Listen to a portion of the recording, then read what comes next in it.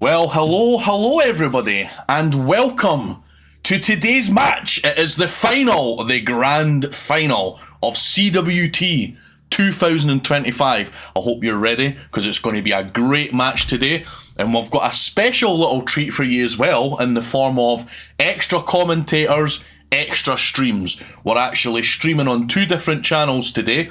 We've got the stream here on Twitch, and we also have Korujal, who is streaming over on YouTube, and I've just pasted the link into YouTube, so if you want to watch over there as well, you can see it from his perspective as well. So we have today joining us in commentary, we have Old Sock and Judose. Hi guys. Hey, Hello. how's it going? Yeah, so we're just waiting on Korujal joining the match. As soon as he joins, we will get a map picked for these guys and we'll get the show on the road. So, how does everybody think about the match today? Are you all excited? Are you all ready?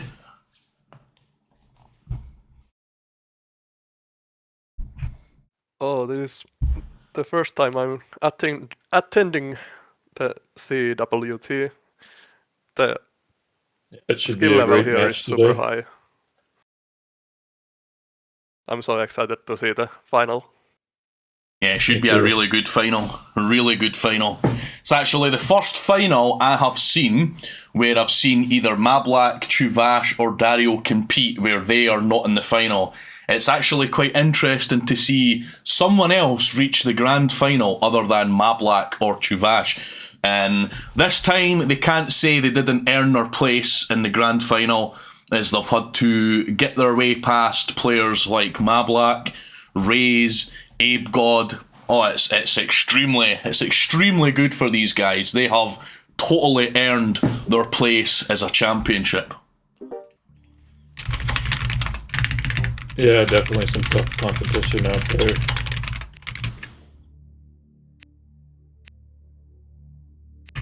Wait, I need to get this Oh, other yeah. one.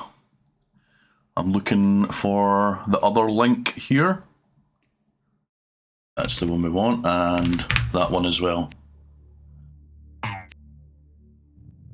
So as soon as Korujal joins, we can get this map selected, get everything set up. Actually, I'm sure we can just get a map while we're waiting. Udose or Old Sock, can you message Korujal on Discord and see what's taking him so long, please? Yeah, sure.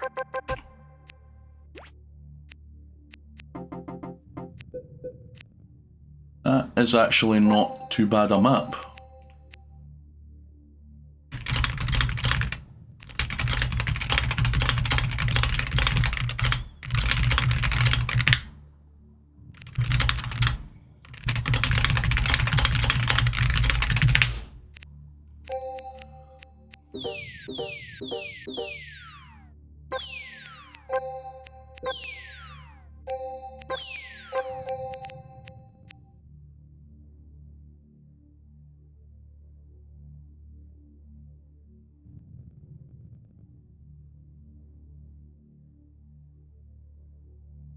It seems Korujao is still setting up his stream. Does he have an E ETA? Any answer? 10 minutes. 10 minutes? 10 Still minutes. 10 minutes. Oh, Well, we might not be able to wait that long for him. Are you sure he just said 10 minutes? Yeah. Like, he knew we were beginning at 4 PM GMT.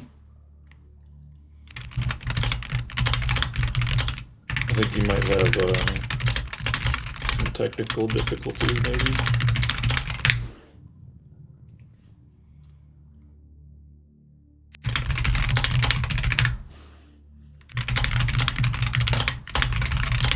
yeah, if he could join the server first and then set up everything else.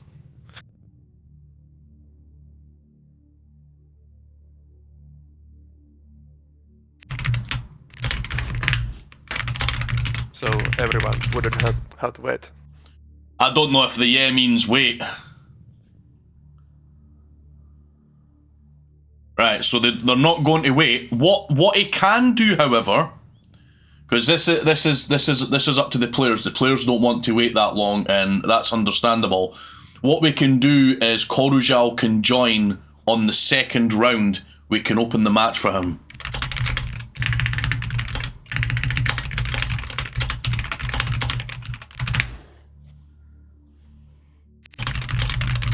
Yeah, was this best of 7? Yes, best of 7. There will be plenty rounds left. 1 minute.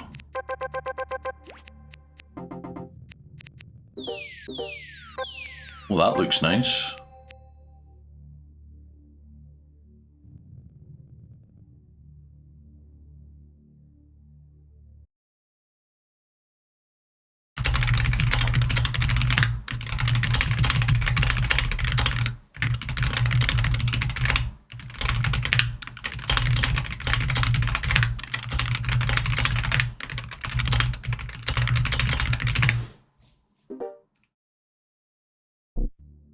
Right.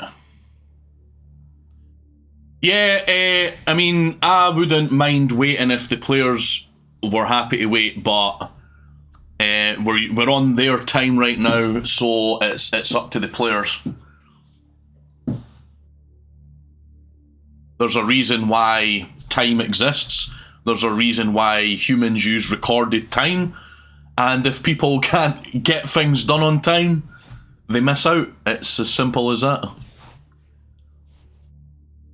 Can we stream the game on Discord if you can? isn't getting on time? You can from your end, yes. Okay. I could do that as a plan B.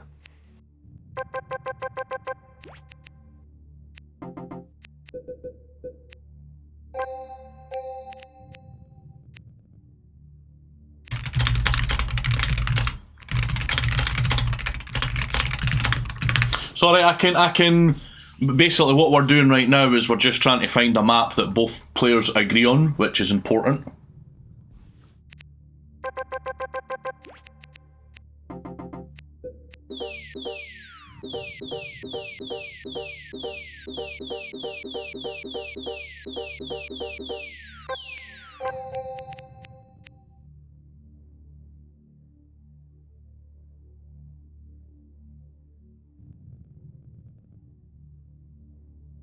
Yes, this is a best of 7. Hold on a second, I'll see what Corudrow's saying. So he's having problems with OBS. I can't help him because I don't speak his language. Okay. Could Courage join the server, at least?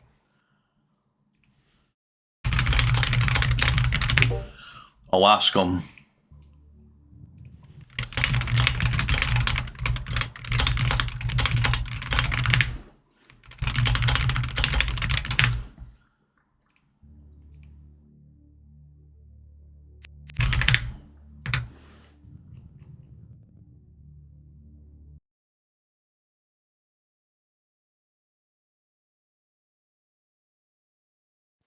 Courage could set up his streaming program after he has joined.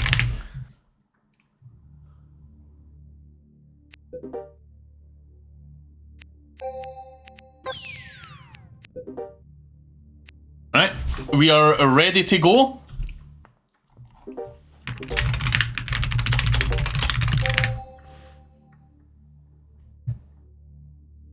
Right, we are good to go. Right, this is the grand final of CWT 2025. Best of luck to both players.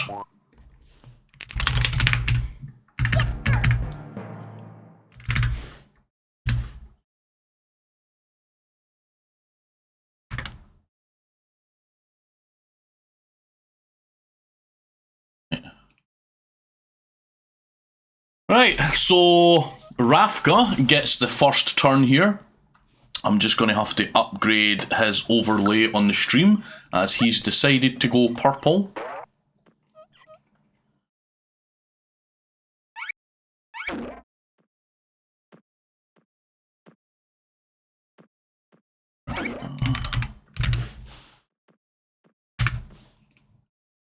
So, rope shot there, nice connect. Quickly!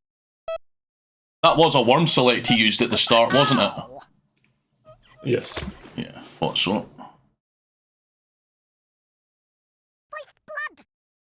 Right. Nice, simple turn for Rafka, keeping it simple. Gets a nice clean kill though. Couple of trouble worms down at the bottom for Tade, but he is, however, moving one of those right now.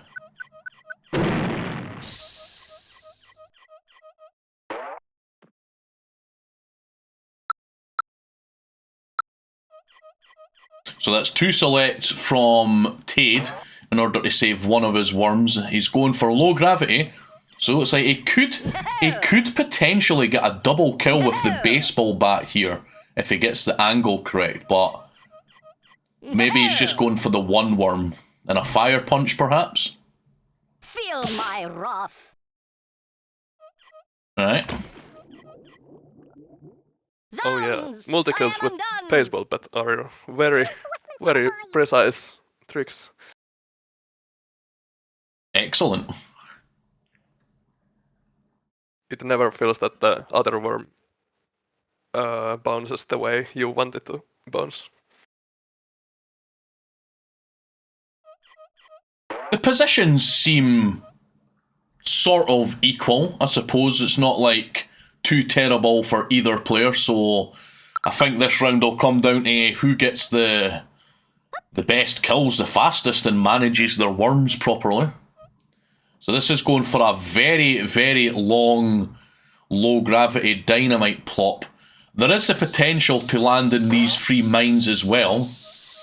Leave us! Depart this place! Oh, he got to the bank. Very nice. Oh. Oh, what a bounce. I don't know if that's what he was aiming for, but he'll take it. That was nice.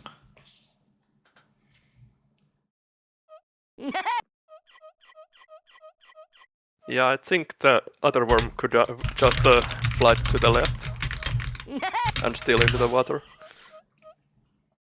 But anything is good. Yeah, trick shot dynamite. That's what we like to see here, all the trick shots. Right, so Tade is now making his way up here. Should get an easy kill on Abel, I would imagine. If he can get a nice soft knock there, or get inside the worm like this, for a longbow shot, he will indeed get the kill. Nicely done. Zounds! I am undone!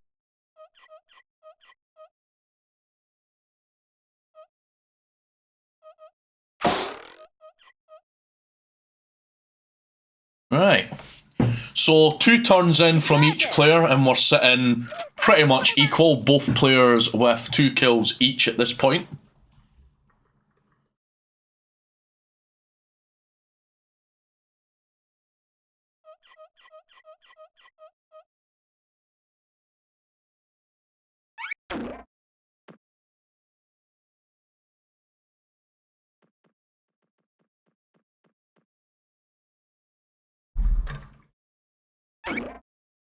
Rafka going for a long rope here.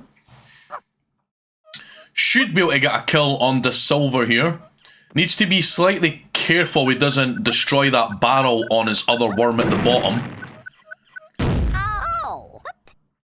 So maybe just shotgun here. You will pay! Will he go with just shotgun or is he going to try and kill that worm? Yeah. Oof! I'd say that's the smart decision there. You will pay! Because if it... Oh, wow. Oh, what a misfire. Know you the art of war? I think I spoke too soon there. And that could be quite crucial because he's left a silver with over 50 HP. Saying that, he does still have his team weapon and a sheep in order to kill that worm. The pace is merciless in the competitive games. So hitting your own worm instead of enemy worm can really be destructive.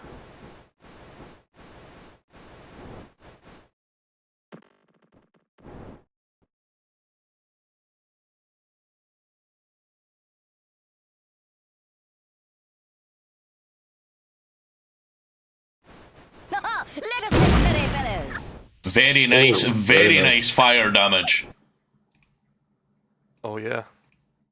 I'll get you. That is a very clean sheep from Tade. He almost got the kill, but leaving that worm with 2 HP shouldn't be a problem. So it looks like with the mistake from Rafka, Tade has came back in pace here.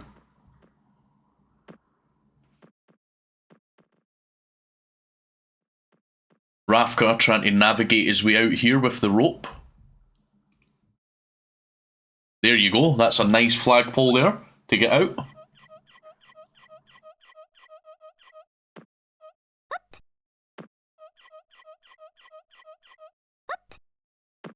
Is this going to be battle axe? Or shotgun, it looks like. Oh! By my troth, you will pay. Quickly! So yeah, I feel like Tade must do something with these 2 worms at the bottom, as they look pretty easily killable with a rope By knock my troth, and you will pay. Well said, my lord. a power weapon like cows, especially if he can get them into that lower part. At least if he is going to... Two worms could need 3 ropes to get Yeah. them near the pit. That's the good thing there. Well, if he was extra good with rope, there is a chance that he could get both of them with just 2 ropes. Challenging, but possible. Oh yeah, if he could knock the worm on the right, I mean worm on the left into the ceiling and bounce Yeah. back. Like, if you were to knock Oleg far enough to the left to get somewhat inside that gap, knock Piet down just to that bit, stand your worm over here and fire off 2 cows. But then again, if you do that, you're just leaving yourself open to get plopped yourself. So it kind of defeats the purpose. You'll probably want to just get a single kill there anyway. So Tade, with the first block of the series, trying to slow things down a bit for Rafka, making sure to protect those 2 worms at the bottom as much as possible. And Rafka, in this sense, will be able actually to get a double block in return, blocking off 2 worms with 1 girder. Well said, my lord.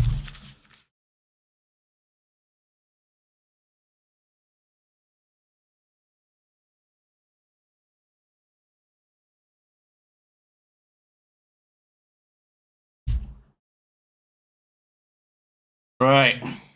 So Tade only has 1 worm select left. Rafka has 2 worm selects left. So Tade's going to want to have to take that into account and probably won't want to use his other worm select unless he's got a really big play. He'll want to save that. The 80 normal experiment is over. I mean, it would seem that way, yes. It was a very, very, very fascinating scheme. A lot of players enjoyed it, but just nobody's really bothered to host it since, to be honest. I mean, I could actually host another one over the next few months myself, but I have an event planned of my own for an entirely different scheme over the next few months anyway.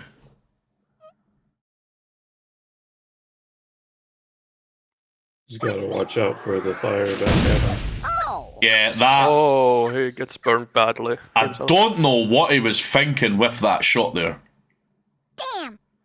He clearly thought that there was enough room Window breaks. to shoot the worm without blowing up the barrel, and yeah, he thought wrong there. I thought he had time to retreat away from the fire Feel my and maybe wrath. try to drop Da Silva into the fire instead. Not the best wind for that. So That's good for Tade, as now he has an escape out of here and kills a worm with a fire punch. Yes, we asked Mablak for commentary, but it's not an optimal time for him. Because we had multiple people interested in commentating the grand final. We had Mablak, we had Squirminator 2K, and we had Chicken23. However, with Squirminator and Mablak both being in the USA, it's too early for them. And Chicken23 has a job, he works, so he wasn't available at the time this begins either. It's rather unfortunate that we couldn't do the grand final at the weekend, but it is what it is. So there's Rafka using a worm select, and it looked like that was his last worm select. Ow. Oof, oof, oof. More Ow. self-damage. The pox on you and your kind. Alas. Turn after alas. another. Traitor. Yeah, so that was Rafka's last worm Well select. said, my lord. I was first expecting Domin to hit a battle axe on Sarna. Interesting opening round here. A few mistakes from Rafka. Tade's playing solid. Not dramatic. Rafka's just gotta forget about that and move on.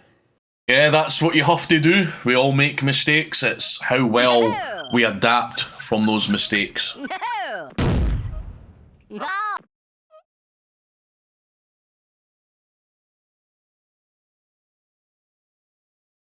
This won't get a kill, but it will leave the worm with very little health left. No. Just you wait. Reinforcements have arrived. Yeah, so at this point, Tade is a little bit ahead on pace right now.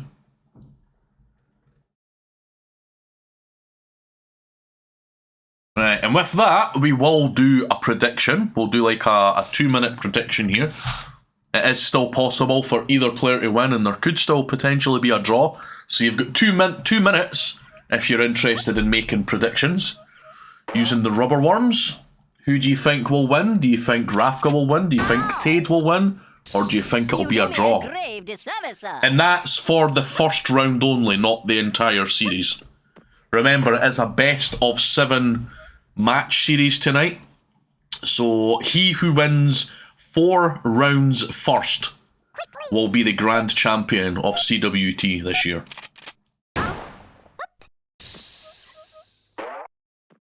You do me a grave disservice, sir. Fare thee well, good sirs. What crate from yonder window breaks?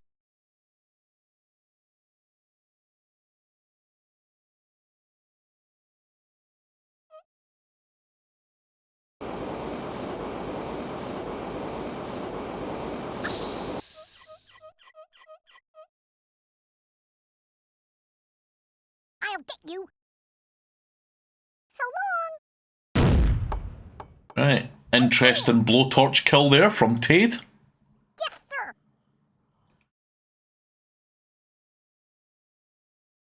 Tade gets this good place to free their or own worms and at the same time kill the one low enemy worm.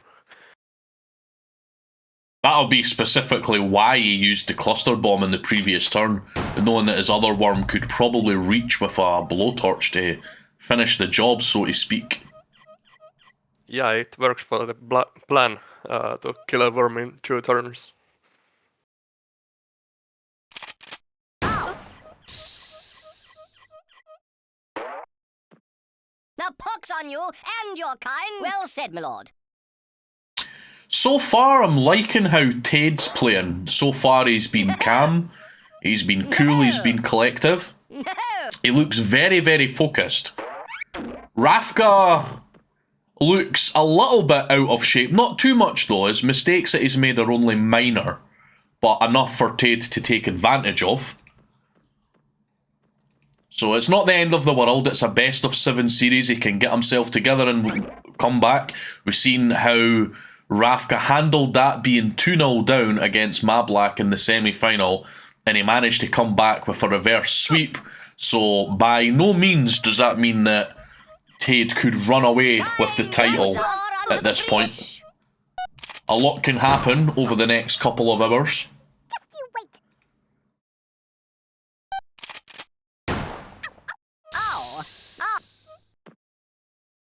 So yeah, the statistics between both these players is actually very, very close.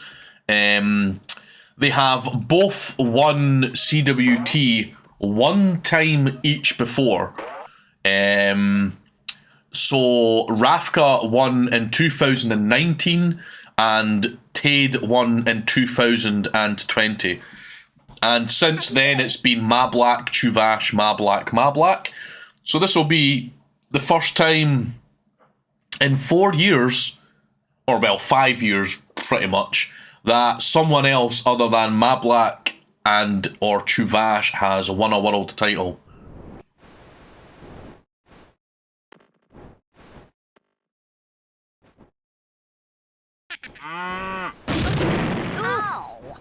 Good cows there from Rafka. By my troth, you will pay. Well said, my lord.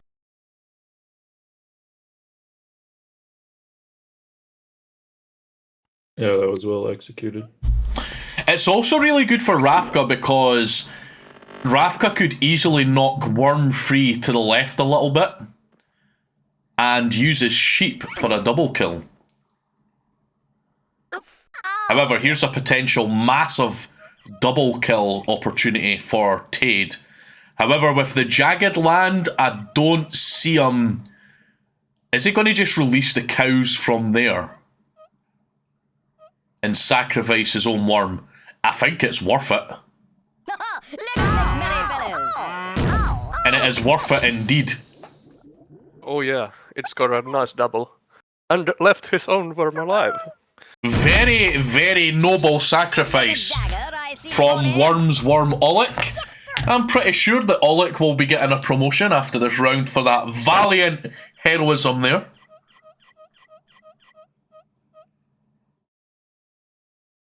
Oleg will be treated well in a worm hospital.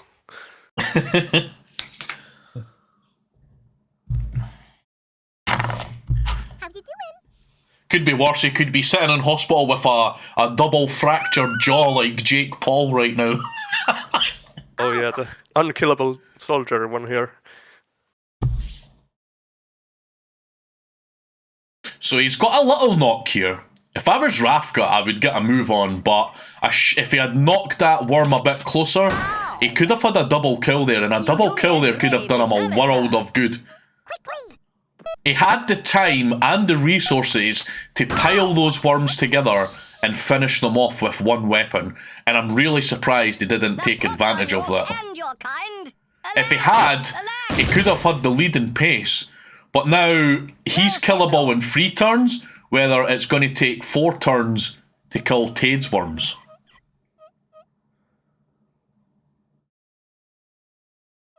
No!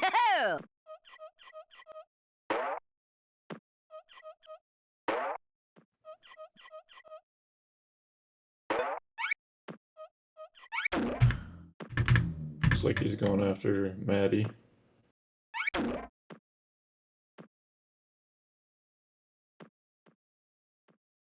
Doesn't blame me, to be honest. Just needs to make sure he's accurate with the shotgun. You don't want to make the mistake of doing 23 damage, but that is really, really solid there. Time eludes us.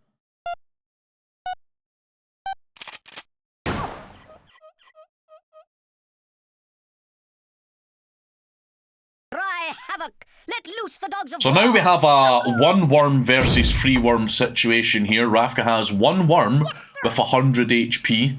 Tade has 3 worms, one with 22, one with 3, and another with 64. So Rafka's going to have to make a big play here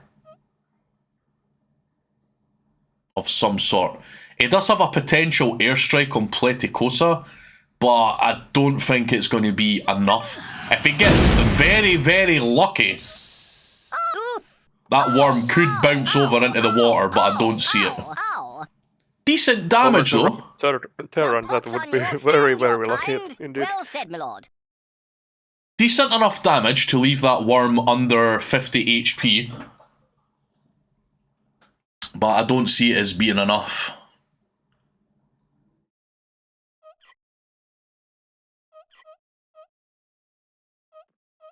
As every turn counts and the movement utility is getting even more expensive.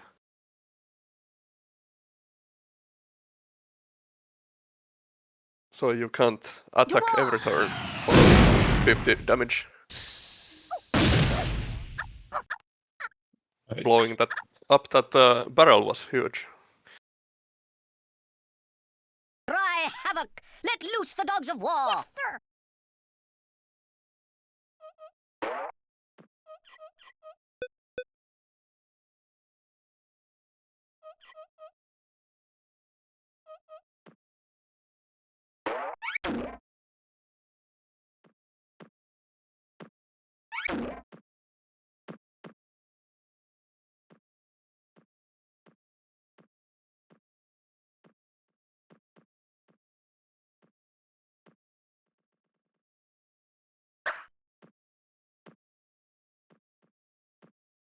Gadzooks! Ow! Ow! Ow! Ow! Ow! Oof! By my troth, you will pay. Fare thee well, good sirs.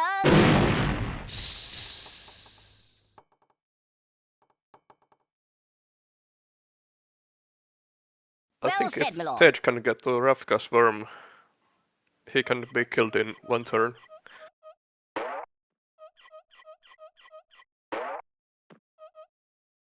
Taking the fall damage into the action.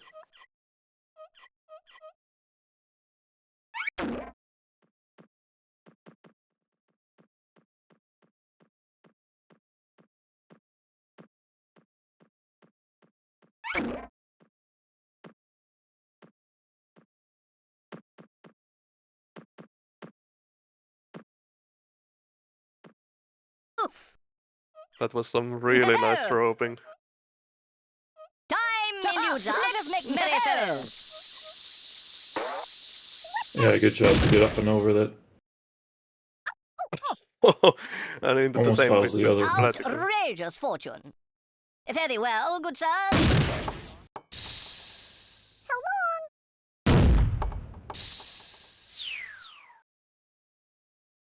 To the victor, the spoils.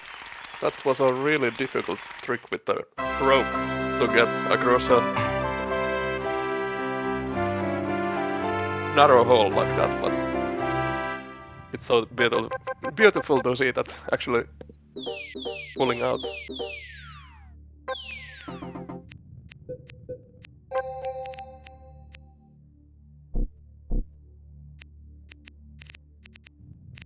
I think Tade could have killed him with his worm before. His turn before the last turn. But yeah, just kamikaze him.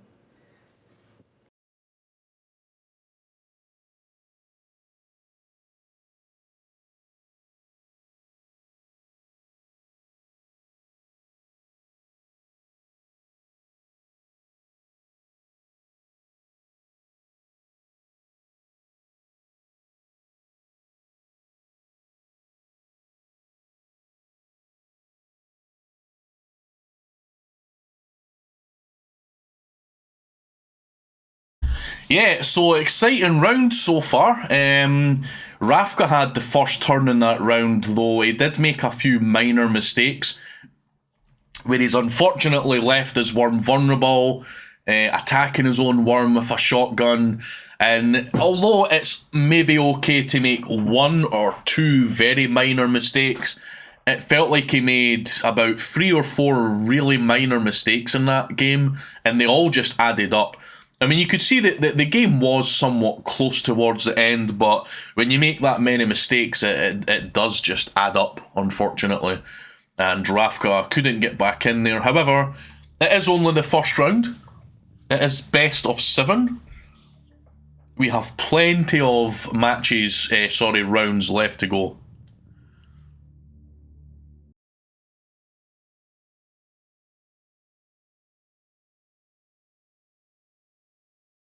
So the score is 1-0. Rafka needs 4 wins to win the final match, and Tade needs only 3.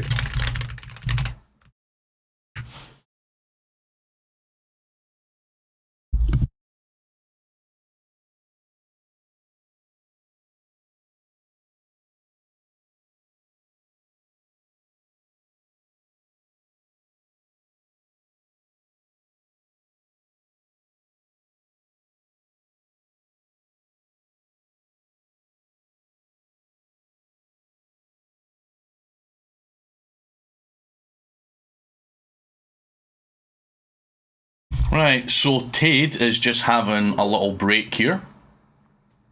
Looks like he's back and happy with the map.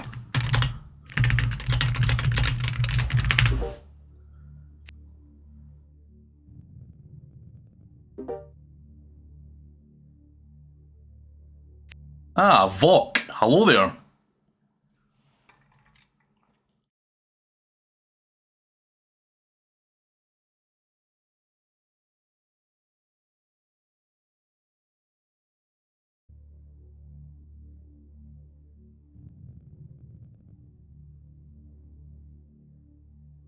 I think Rafka must be taking a quick break as well. Ah, there he is. Right, so we have agreed on the map. And now the next round shall begin.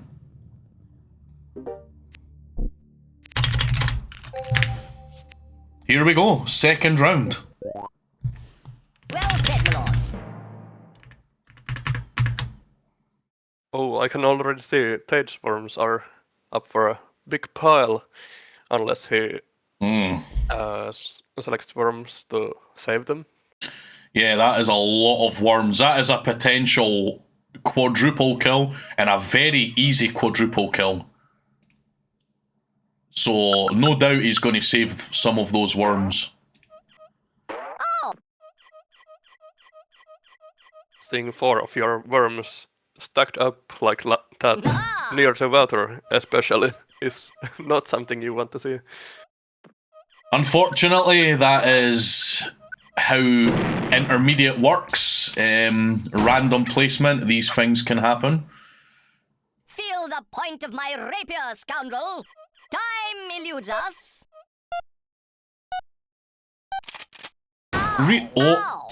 Oh no! So he's Tade. accidentally shot himself there now.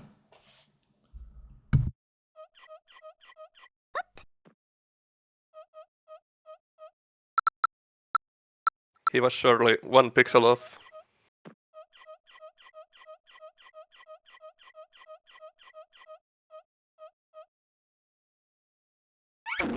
So is it more of a house rule Oof. if one player gets all full spawns so that they can re-roll the map?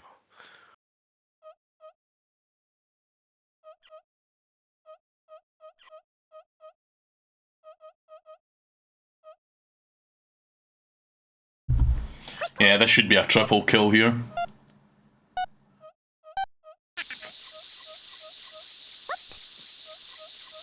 Leave us. This place. Yeah, I would have done that a little bit more to the left. Fortunately, Tade gets away with it. Crate from yonder window breaks.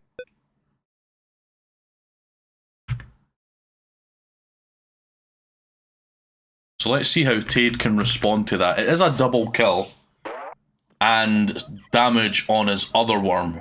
How can he come back from that?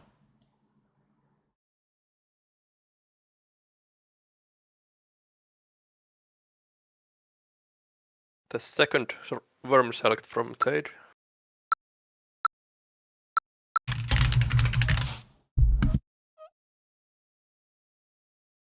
Let us make merry, fellows. Nice. Oh, the sheep knocked into the water. I didn't see that coming. That was so Zounds! amazing. I am undone. Yeah, I thought he was going to try to confirm the kill on Monica this time, not shotgun himself, but he gets a sheep knock in the water. That was very nice.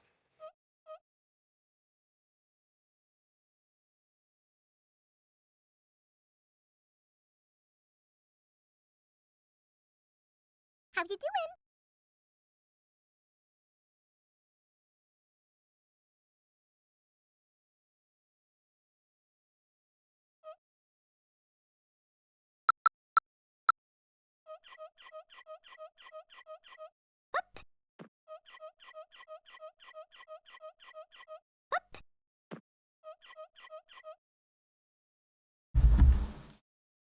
Quickly!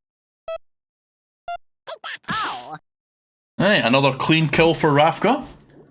He keeps his pace there. Not a huge fan of his retreat, but there wasn't too much he could do there. What crate from yonder window breaks? Oh yeah, those 2 mines could actually fire back. Yeah, and with D down there as well, there is a potential double kill there. No! Right, so Tade Yo-yo. has activated low gravity here. Let's see what he does.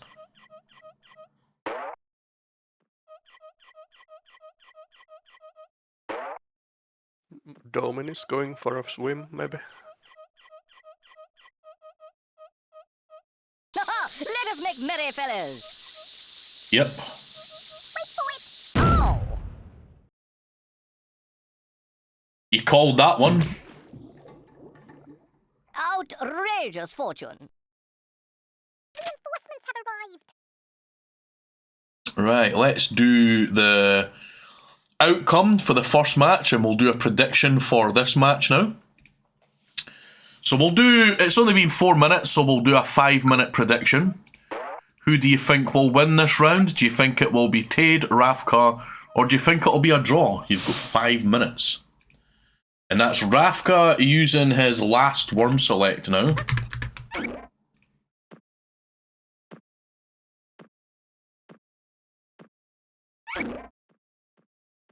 Ow!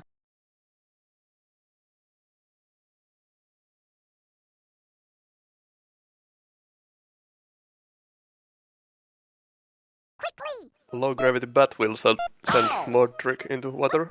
Yep.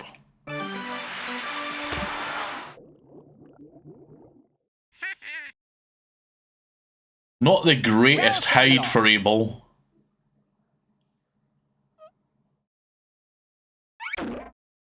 There's a risk of jumping over the football and going for a swim.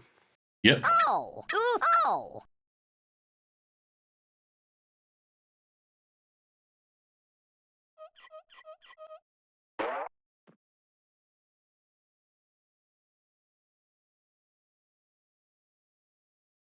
Gather round! Yeah, that's an easy kill there. Yeah, they're just trading blows at the moment. I am undone! Yes, sir! Rafka is still ahead on pace, however. It's proven to be a bit of a challenge for Tade to come back from that double kill on Rafka's first turn. He is doing it pretty well, but he still needs to do a little bit better, I think, if he's going to catch up entirely.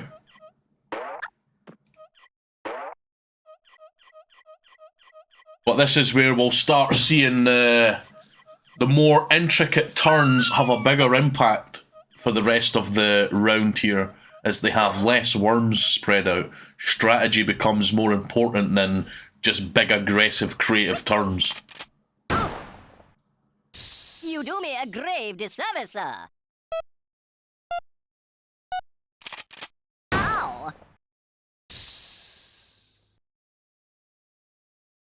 By my troth, you will pay. Well said, my lord.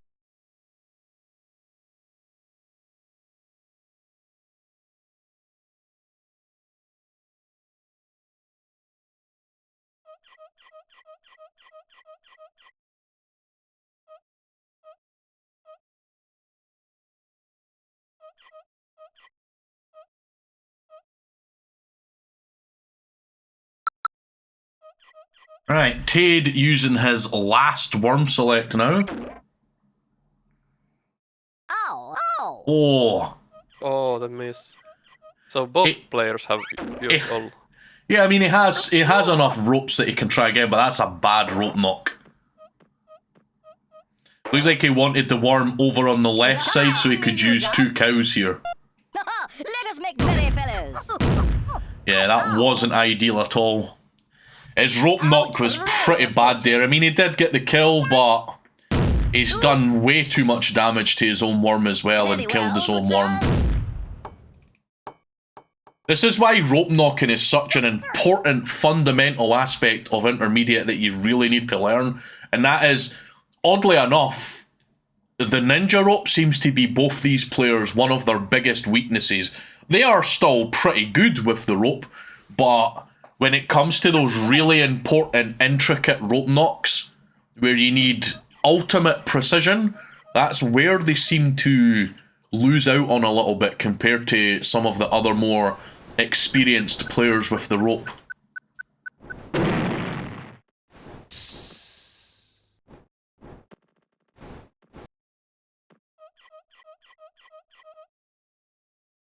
Yes, chicken.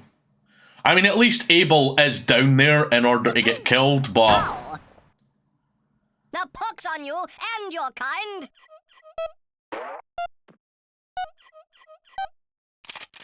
Ow. I mean, fortunately for Tade, I think that's where that worm wanted to go anyway. What crate from yonder window breaks? But it's not the right worm. But I mean, he could still go over and kill that worm if he wants. So it is a 3 versus 3 situation right now. If Tade can get a kill on this turn, he's got a chance.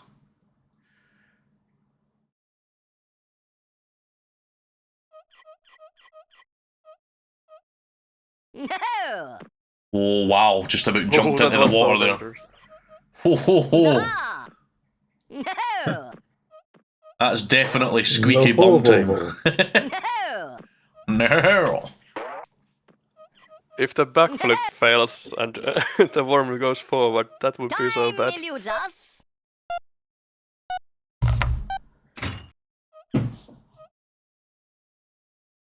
Yeah, with that turn into being defensive there, this is going to give Rafka the chance to easily push ahead here now. The worm positions for Tade are not very good as well.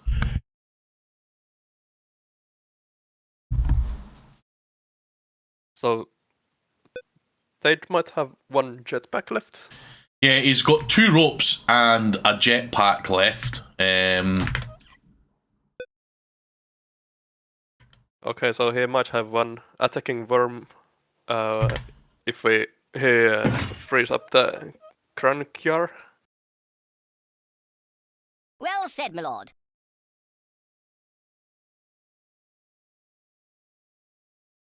Yeah, I mean, that is something he could have done. He could have done that on the previous turn. I don't really see much that Tade can do. I mean, it's so long until sudden death as well. We're only like 11.5 minutes into this round, and sudden death isn't due for like about another 7 minutes. So, and that's 7 minutes of turn time, not just 7 minutes of real time. Come, sir, let us duel. Time So it looks eludes like us. he's making a play, hoping that the other worm's going to die here. Yeah, Abel's turn's coming next. So it looks like Tade's gambling on Rafka killing this worm. Which, Let's see if Rafka traps this worm instead. I mean, that would be a pretty sensible option, I think. But killing the worm, 61 half a dozen really in the end.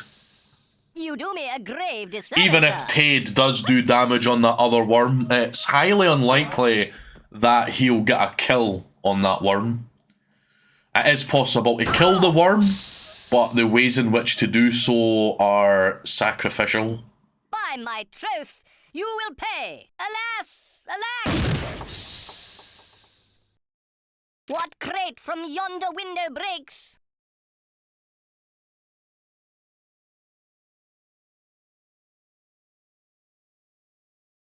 So after Bilic, it is Mate for Rafka next.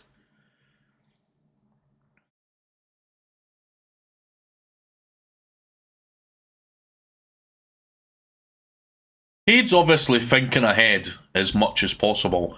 That's what Tade's really good at. He's really good at strategy.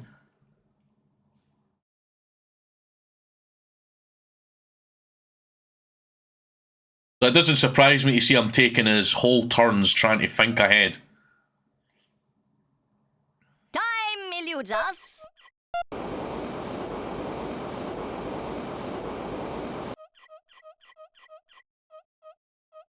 Right. Reinforcements have arrived. So Rafka has 3 ninja ropes left.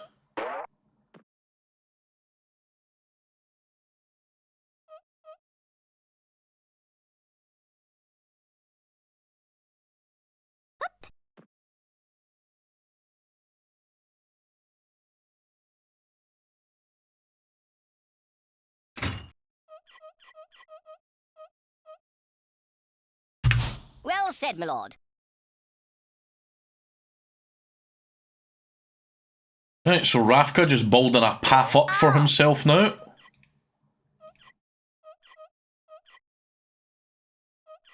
So what was Tade's plan here? Is he just going to do half damage? Or does he have any special ideas up his sleeve right now? Just you wait.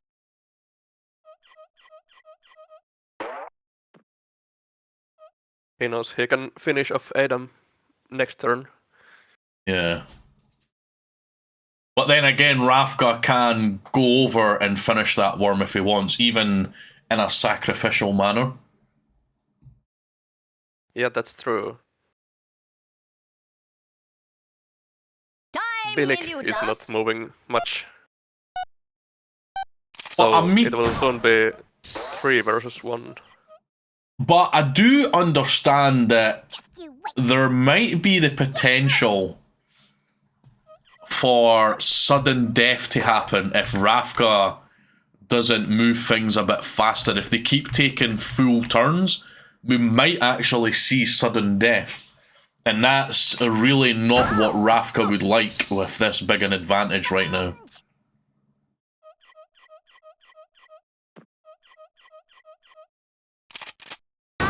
Really would not surprise me to see Rafka kill Kranjkar on his next turn, even if he has to use 2 of his remaining 3 ropes to get the job done. No. He can surely get there by 2 ropes. Yeah, he should even be able to get there with 1 rope, to be honest, but to be safe and to be swift, yeah, that's playing it safe. Oh yeah. Now it is able next, so this could be a very, very important block. And it does look like Tade is definitely stalling for sudden death. Time eludes us. Oh no! Oh, it was so far away. He really no. It's because he moved it at the last second into the terrain and he couldn't place it. Oh, so it was blocked instead. Yeah, that is very, very bad for Tade.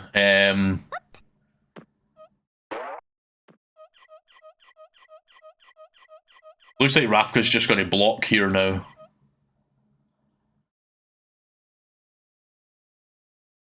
He can't get a full block, but he should be able to get enough of a block. Oh, he can't even get the block. Those That is very... positions are quite awkward. That's very good for Tade. Tade now has a chance at sudden death. Well said, my lord. So it's 2 and 2 instead. If Kran succeeds in shotgunning.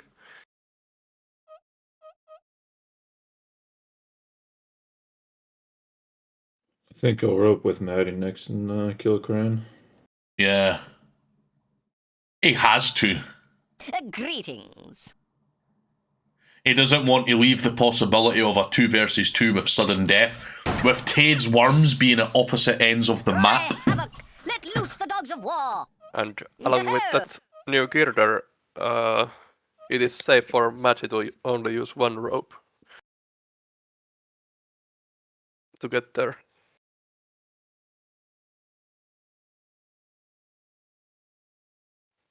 Previously, Become, sir. it would have taken a more risky jump.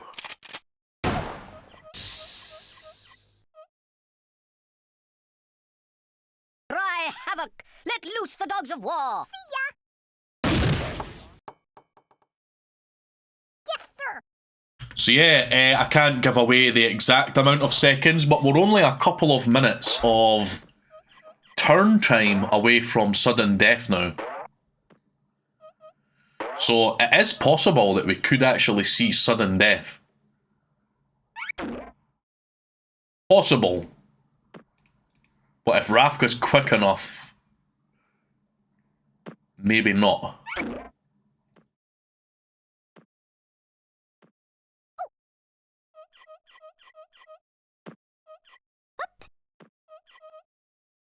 That looks a bit close. Ow. Anyways, this is the most block's important on you skill and your before kind. sudden death. Quickly.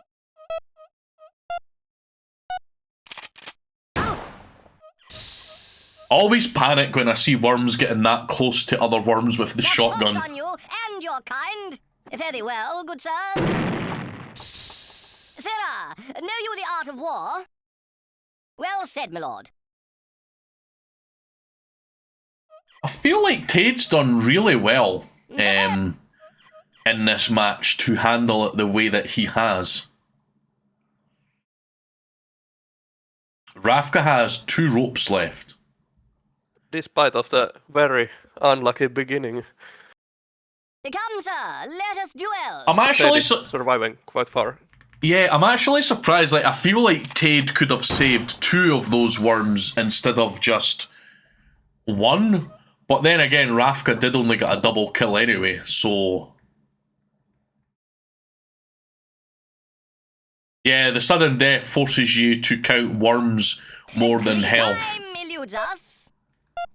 This is why, like, sudden death is something that intermediate players both love and hate, apparently. Like, it's a very exciting plot twist, if we will, for spectators watching. But for players, it can sometimes make you lose a match that you were absolutely dominating. And it can feel really, really... It can just feel really bad to have played so well and have it dictated by sudden death like that. Because sudden death, when the sudden death timer runs out, it's not always guaranteed that sudden death's going to happen on the next turn. It's like, it's RNG.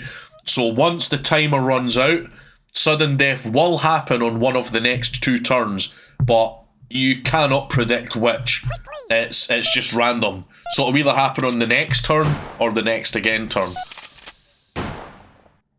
I had some issue with the software. Sweet Lady Luck So smiles. Well said, my lord. Oh, Another cool. live along the sea, and this one.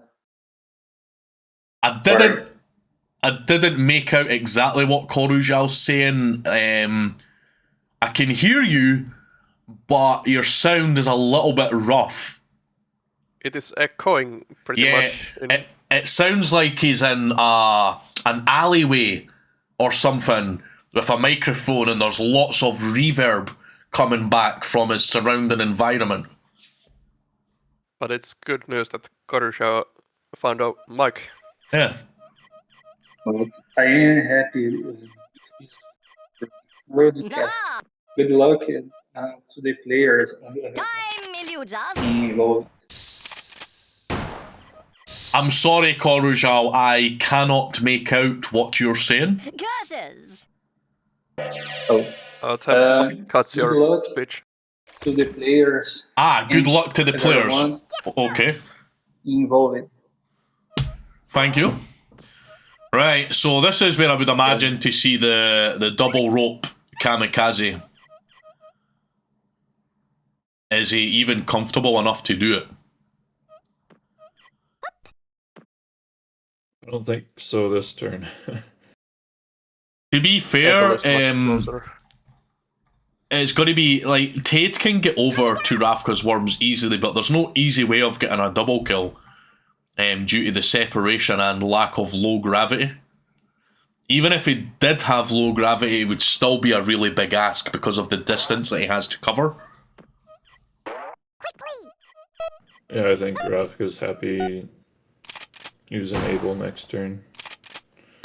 Or easier rope kill, anyway. If Like Tade I know exactly how to get a draw right now pretty Well easily, said, my lord. and I'll do that in T8 after.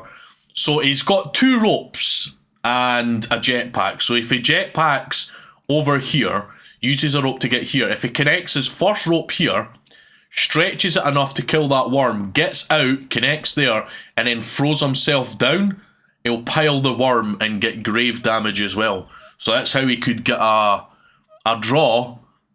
And for me, it's pretty easy for me because I'm a very, very skilled roper. I would imagine it would be pretty easy for Old Sock to do as well. He's a very, very good roper. I don't think that's going to work. Yeah. Maybe, Come, sir, if it's... let us duel. Time the eludes airstrike could kill this worm here. To war. And he does, he gets the he got the kill. 1 damage. Nice. You wait. 1 Oh, HP is all that was needed. And 1 HP That's is exactly incredible. what he got. So now Rafka cannot win with a kamikaze, but this is a really easy shotgun win here for Rafka. Yeah, he still have ropes left.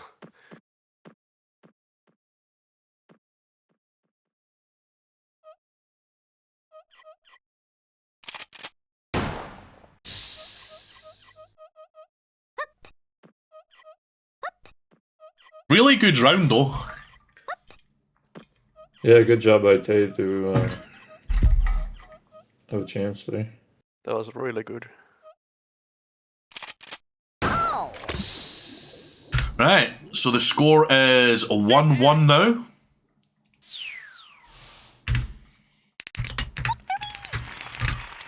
So we're going to take a break for a few minutes. So if you'd like to grab yourself a beverage or go to the bathroom or take your bin out or feed the pets or call your loved ones and tell them how much you miss them, you've got a few minutes to do so. So get yourself prepared and we will be back in a few minutes to conclude the rest of CWT 2025 Grand Final. See you in a few minutes.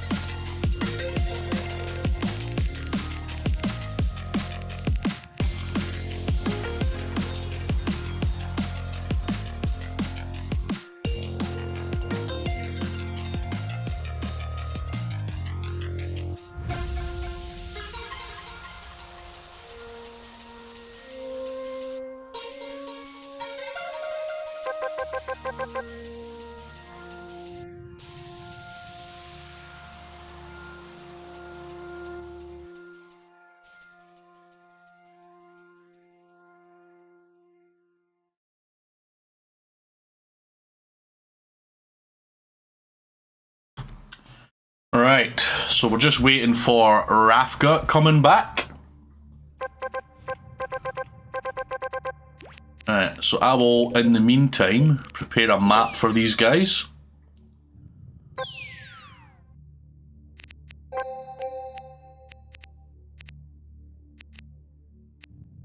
I'm not too keen on the... This isn't the greatest terrain type, if I'm honest. But it is random. Okay, so next will be 2 cavern maps Indeed. from the left bottom corner. So yeah, this isn't the best terrain type. You don't really get a lot of objects with it. When you make island maps, do you use the top left corner? Yes. Okay, that's good to know for hosting games. So I'll do another 8 clicks and get another random type. Oh, it's the same bloody one as well. That is weird. That is weird. I do like that terrain if it had some more objects or populated more. Yeah. I'm clicking the wrong buttons here. I can't believe I clicked another 8 times and we got the exact same terrain type there. Weird.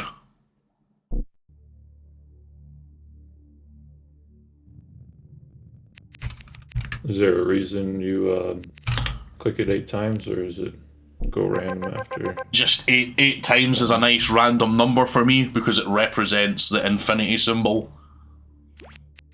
Ah, I gotcha. This looks more like it though.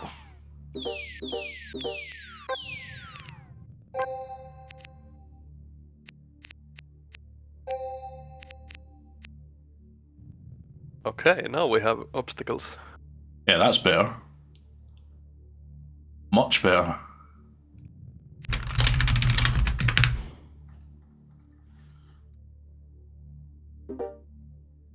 Right, so we're just waiting on Rafka, whatever he's doing.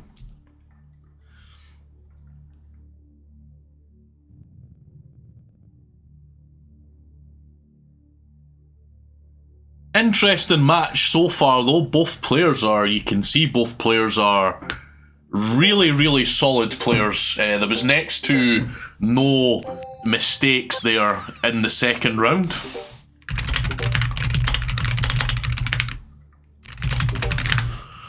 Right, so here we go. CWT 2025. This is the third round. Let's go. It has been very even and very exciting match so far. Oh, we've got all these pile opportunities for both players, but wow. But again, Tade's worms are in more dangerous place to get found. This triple pile at the start. If Rafka can get the knock right, too hard. I would have done it a bit softer, but then again, doing it that way, maybe the mine will hit all 3 of them after. Don't see the need to use the extra rope there, but okay.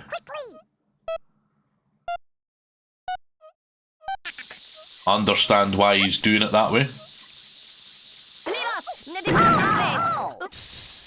And it didn't work out at all, yeah. That was, for all intents and purposes, a massively missed opportunity for Rafka. It wasn't by any means a bad turn. He still done a lot of damage, but it could have been a hell of a lot better. So this gives Tade a chance to get back in here in this round. So for Tade's worms, there's one obstacle in the upper cavern that is blocking from getting 3 worms Ow! Ow! stacked quite dangerously. So he'll deal with that with a pile, which is good.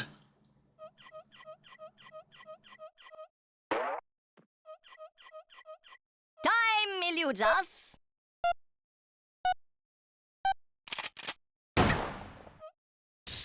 And he blocks Interesting. them from. That's a good block, I think. Yeah, it stops 2 of those worms from getting out, which is going to force Rafka to use another worm select if he wants to do anything here.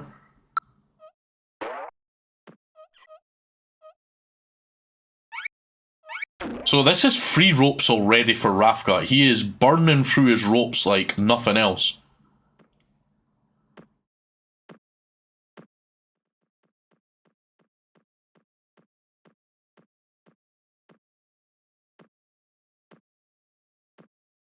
If he can get this rope knock though, that'll be pretty good.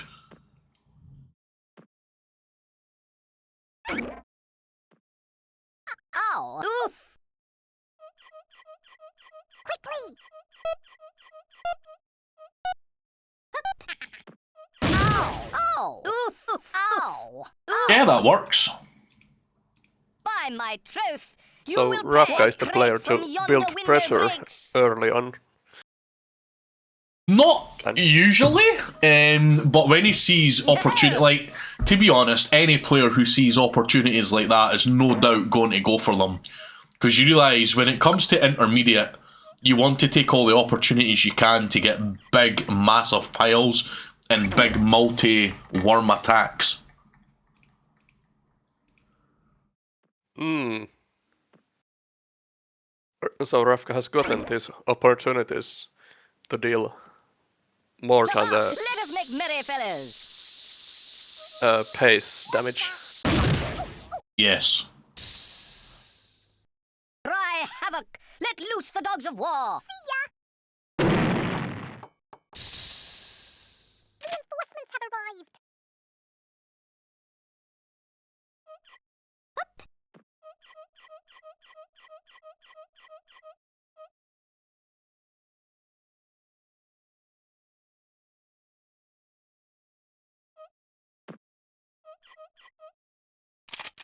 Ow! Oof!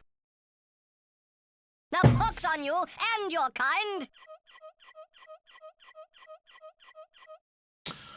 Yeah, I think Tade needs to think about those 2 worms at the bottom. Tade really doesn't have good positions here at all. If Tade had the same positions, but he had the first turn of the round, this game could look a lot different right now than it does. But it is what it is. Tade is quite far behind here now. And I wouldn't imagine him to think about anything else other than let's try and take this to sudden death now.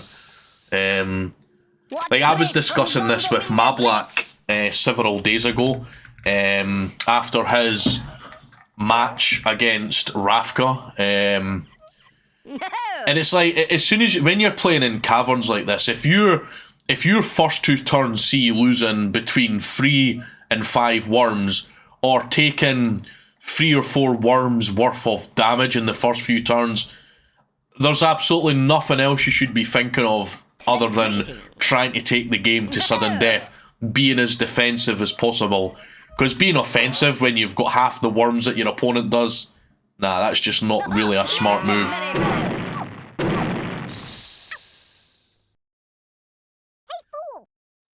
So Was that Tade another- just cowed one single worm.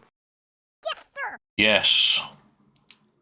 I believe he had opportunities for more worms, but maybe it was a very important worm for him to get rid of. I don't know. Maybe we'll see him focus on just trying to kill the worms that he has access to, and then blocking off the rest of the worms. I like that comment. Do you need sunglasses to play worms? I was thinking that earlier because it's like both the players, Tade and Rafka, their avatar picture They both have sunglasses on. Right. It's like, I always imagine Rafka as if like he's doing a Terminator impersonation. I need your clothes, your boots, and your motorcycle. And Tade. I mean, at least with Tade, it just looks like it's bright outside.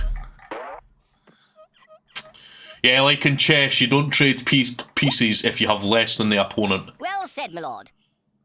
So yeah, for all Yeah, intents you and... need to- Sorry? You need to have high contrast and brightness in your monitor while playing competitive Worms. Yeah. That got a reaction out of Old Sock there. Ow! Oof, oof. Oh, nice knock. Just a quick off-subject, off-topic question, Sock. Did you get your stuff ordered okay? Yeah. Good. Nice. Zounds! I am undone! So, good plop there. It does also... So, this is a bit of a problem for Tade as well, because Rafka can knock that worm down and he can essentially get 2 kills there, potentially even 3 kills, depending on where this worm goes. If he had low gravity activated there, that could have been incredible for him. Let loose the dogs of war! Yes, sir. That 'Cause it- would. Yeah. Like, I'm gonna... Insight. Second round.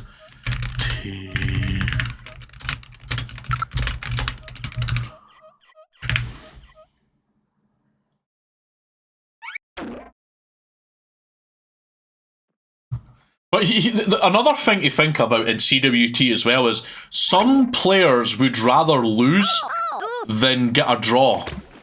So there's 1 free kill, and this could be a quadruple kill. All he needs to do is drop 2 cows down there, and that's 4 worms killed. Quickly.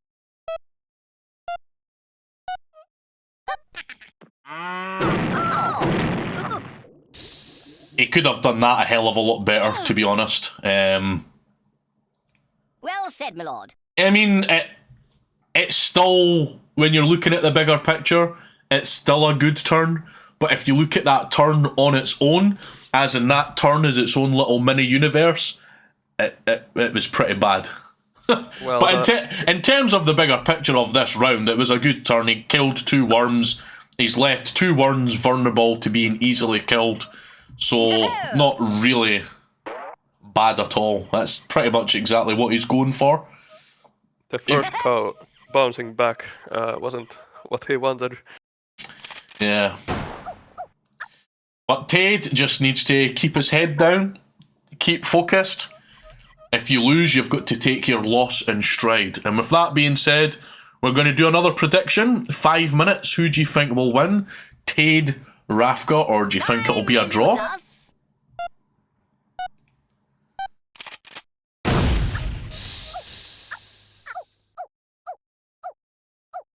I can see this potentially being a sudden, like, if Tade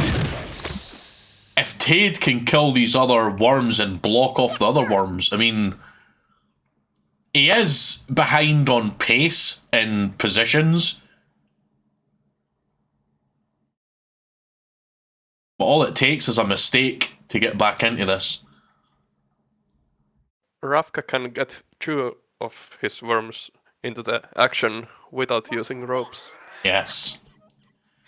My guy from the 80s. I like that name. I love the 80s. I wish I could go back to the 80s.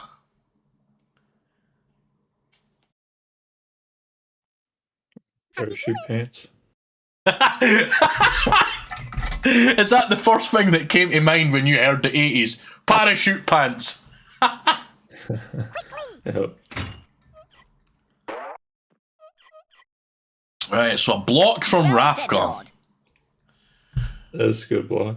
Like, I'm actually surprised he went defensive in the first place, to me, that was a mistake for Rafka. He could have easily killed 2 worms there. Instead, he's went for a block, and now Tade could save this worm instead of having 2 worms definitely killed. I don't think that was a good idea for Rafka. If anything, Rafka just did Tade a favour. In my opinion, I think, I could be wrong, I don't know what his plan is, but from my perspective, that just protects one of Tade's worms. It was an easy kill. And now, Tade's able to block off these 2 worms. Now Oleg is no longer killable by a single shotgun. Yeah. Though it was difficult because the terrain down there was Oh, quite crap. rough. Chaw's is exactly right there. There was no Worms Armageddon in the 80s. Let's revisit what I said and say, I wish I could go back to the 80s and take one thing with me, which is Worms Armageddon. No, in fact, because then I'd need the internet as well, wouldn't I? Oh. Let's say the 90s then. Let's say the 90s. I think the 90s were even better, to be honest. The 90s and 80s, I see both of them as kind of being the same anyway. Revenge! Right, so Rafka uses his last worm select here. I am that Chuvash. Sweet lady Something Luck tells Well me said, that my that is not actually Chuvash.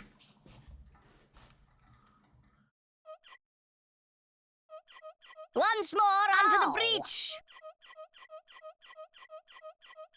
Artillery duel in the 80s. I wonder if that's the one. Nah.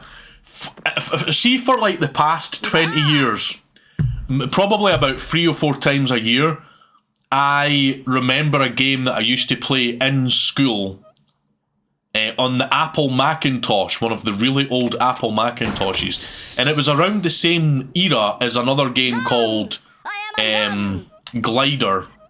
If you remember Glider, Glider was a game where you fly a paper aeroplane through a house. Quite a fun game, actually. But anyway, there was a game that's basically like tanks, artillery duel, and all those. And it's basically it was black and white, very simple, some sort of terrain, a tank each on every side, and you would shoot artillery, pretty much like B&G, basically. But it was actually even better than B&G, in my opinion, because of the variety of weapons. And to this day, I have not been able to find out the name of that game. And which is weird. Like, I'm generally very good at researching things.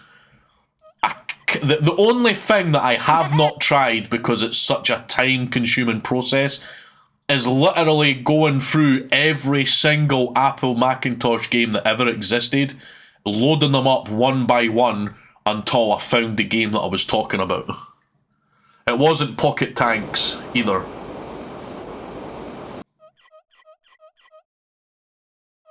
It is similar to those games, though. Curses. Oh, those were the days, though. It's like, see when people talk about, oh, the 80s were the best, the 90s were the best, I mean, it's not really that the time itself was so much better.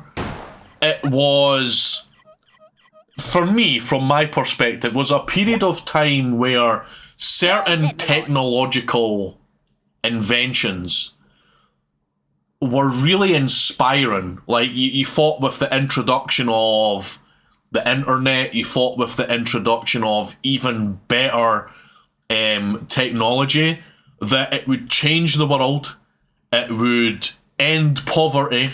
We had all these ideas that we know for a fact could change the world for the better, but unfortunately all those ideas have been essentially gate-kept and hoarded by extremely wealthy people. Laws have been written to just screw people over more and more, and things haven't turned out the way we thought they would. But that was one of the good things about the 80s and the 90s, is for that period of time, it wasn't just that we've got all these cool things, we've got video games, we've got internet, more advanced cars and easier communication and easier forms of transportation for people. It was everything. It was like, it actually looks like the future's going to be good. How wrong were we? Anyway, back to this game. So, Tade actually has more worms at this point, which I'm quite surprised by. Whatever he's doing, it works, and that's why I think that Rafka made a mistake by blocking the silver instead of just going through down and killing both worms. Now he's a worm behind. Tade's doing really well here, actually. Well said, my lord. And if we do go into sudden death, then it wasn't scorched earth either. I've actually tried using AI to find out the name of this game as well. Nothing has worked. But if anybody can actually name that game that I'm talking about, which is going to be complete luck, I will actually give that person a reward. As soon if I even so much as see a screenshot of the game, I know exactly what it is. Because I remember exactly how it looks. It was a very, very simple game. Tip of my joystick. Time eludes us. A little bit descriptive, that. Yes, sir. Like Archer. Just a tip.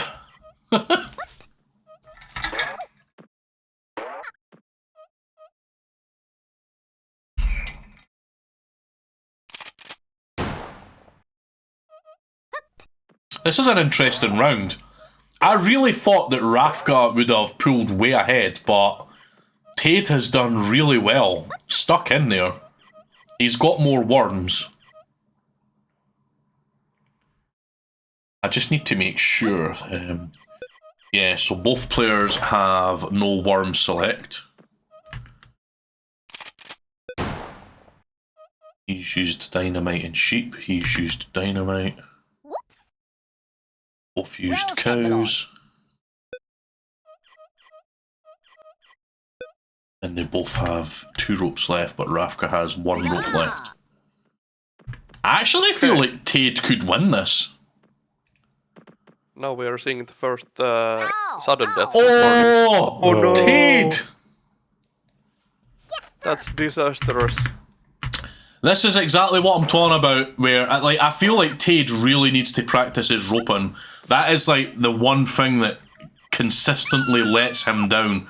He could have won this round, but with that could be the mistake that loses this round. Could be, it's not over yet.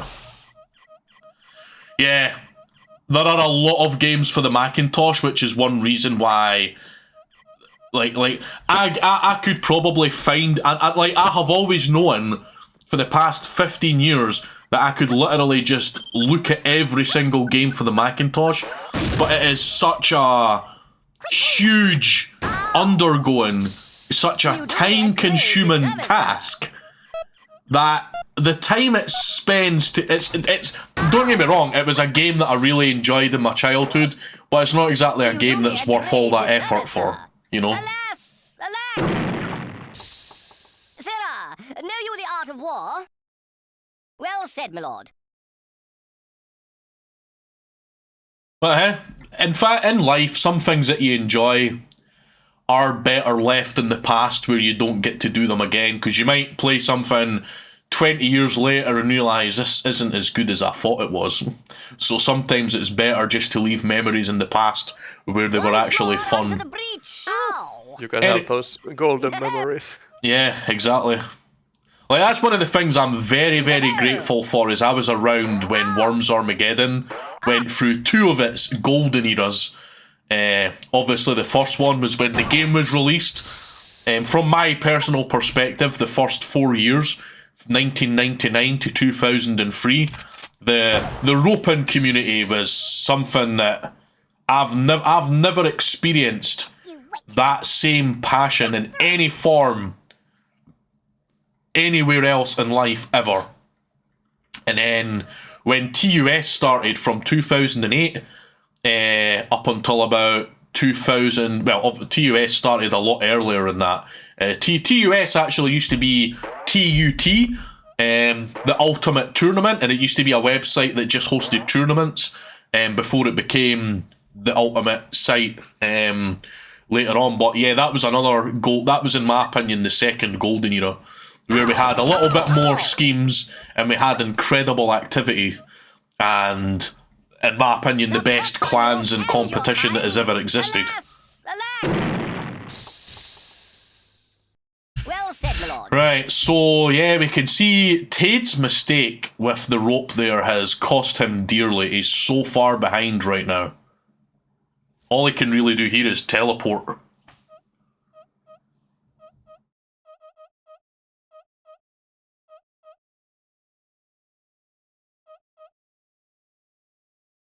All those games that people have mentioned are also actually pretty cool. Artillery Duel, Pocket Tanks, Scorched Earth. I haven't played Artillery Duel, but I've played the other ones. They're pretty good. Greetings.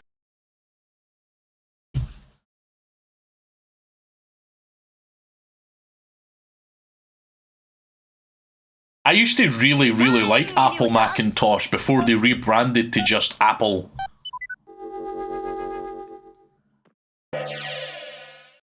Right, so now we've got sudden death. Yes, sir. Okay, Rafka might still have a...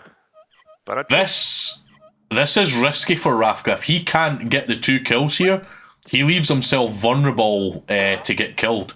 So he needs to make sure that he does this right. And he really needs to improve his battle racing skills here. Jetpack lets him move quite fast.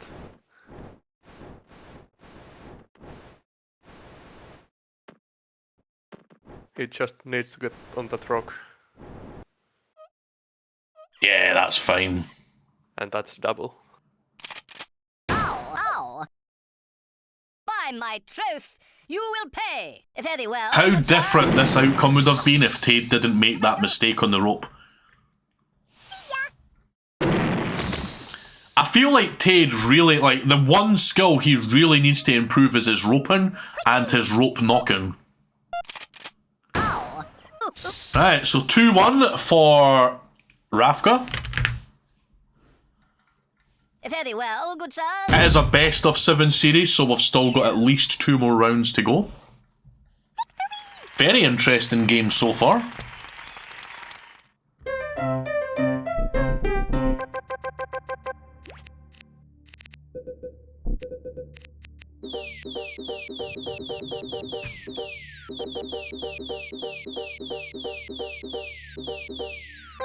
Really exciting. Each of these Oh, rounds. The last worm. that is a nice map. That is a really nice map.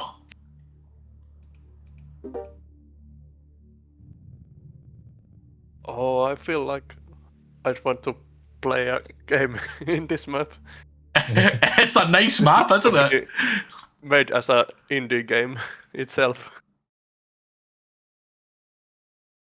That is a really nice map. Sometimes you just see a map that's really nice. You can almost make a Dungeons and Dragons adventure based on this map alone.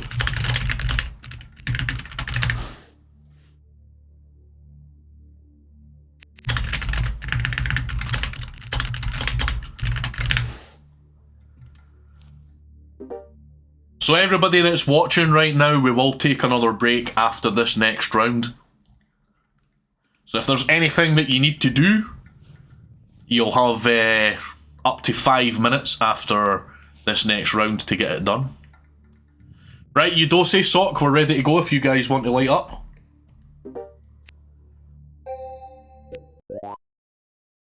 Well said, my lord. Excellent. So, for those of you just joining us, welcome. This is the grand final of CWT 2025, an exciting, prestigious event brought to you every year by the NNN community and ONL, who decided to turn it into a tournament that takes place once every year. It has been running every year since 2002, where you see the best intermediate scheme players in the world competing for the title of champion. This is a best of 7 series, and this is the 4th round. It is 2-1 to Rafka here. Point of my rapier, scoundrel. They need 4 individual round wins in order to win the title tonight. Yeah, good game so far. Both players are playing pretty well. We've seen a few mistakes from each players, but nothing dramatic. I think the worst mistake we've seen so far was in the last round, actually, near the end, from Tade, who fell off the rope by accident and ruined what looked to be a pretty good chance at getting a... He had a good chance to win that round, I think, actually. He was in a really good position, considering the way that the round started, with Rafka getting so far ahead in the opening turns. So it was nice to see him get that comeback, but unfortunately, he screwed up a pretty important turn. And yeah, Rafka, no messing about, nipped that in the bud immediately, took advantage of Tade's mistake, and a few turns later got the victory, and now it's 2-1 to Rafka. This is the 4th round, so let's see how they get on. Tade tried to get his exact rope knock down into the pit. So he could have used a dynamite. What crate from yonder And window breaks? also knock Monica down to the bottom of the hole. But Rafka did the knock instead and tried to drown Pletikosa. Yeah, fortunately for Tade, Rafka didn't manage to secure the plop there.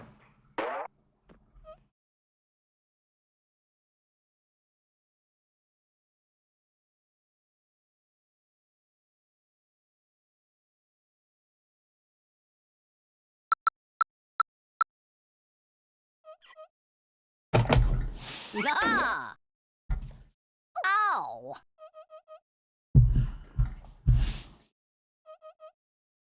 Time eludes us.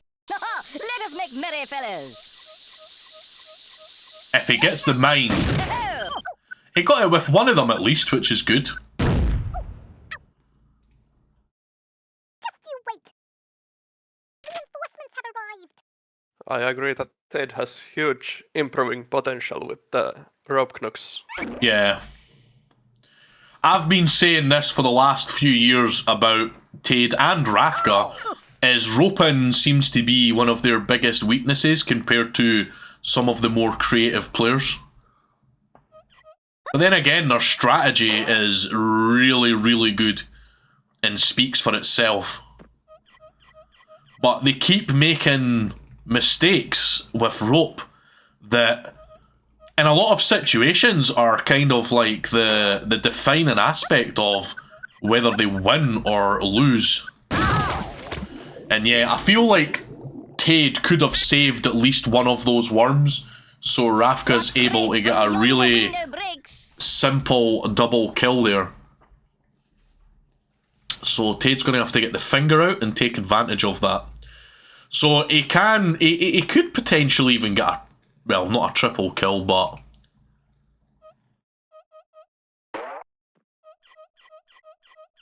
I reckon he could do something with these 2 worms right there. He's got a chance here. Let's see how he plays it.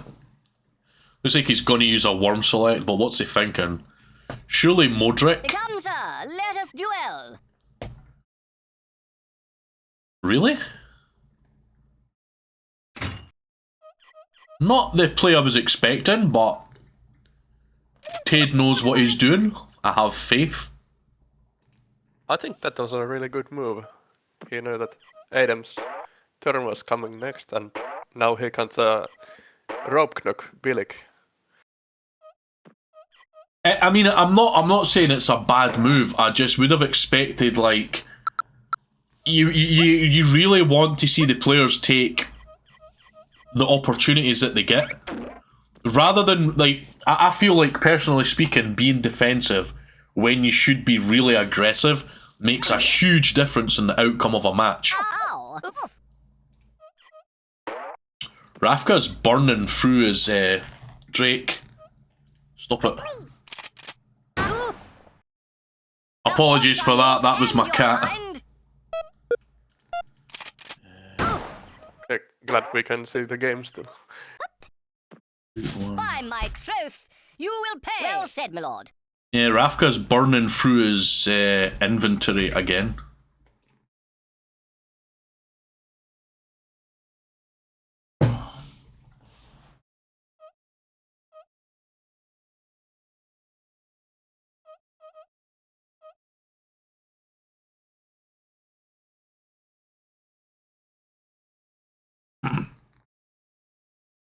Tade needs to do something here. He's... Let us duel. I don't know what he's doing, but there are, like... He could have had an easy double kill in his previous turn, but instead he blocked the worm up there.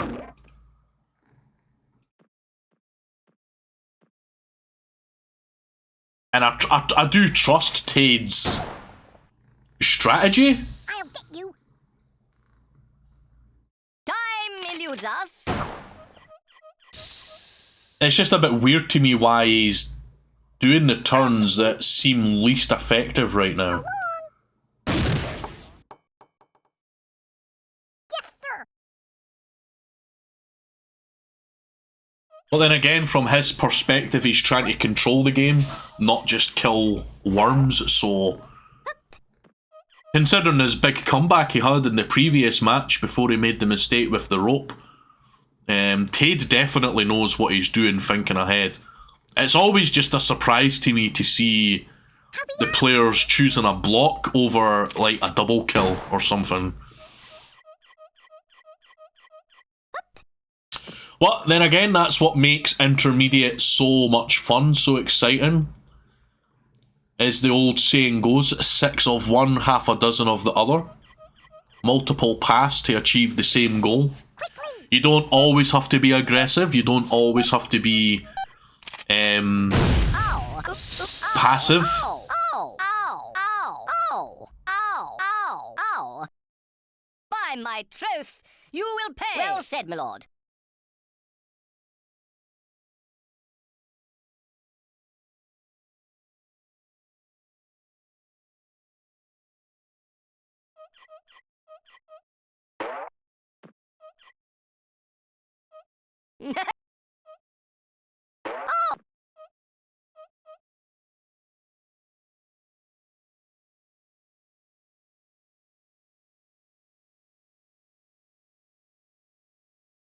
Come, sir, let us duel.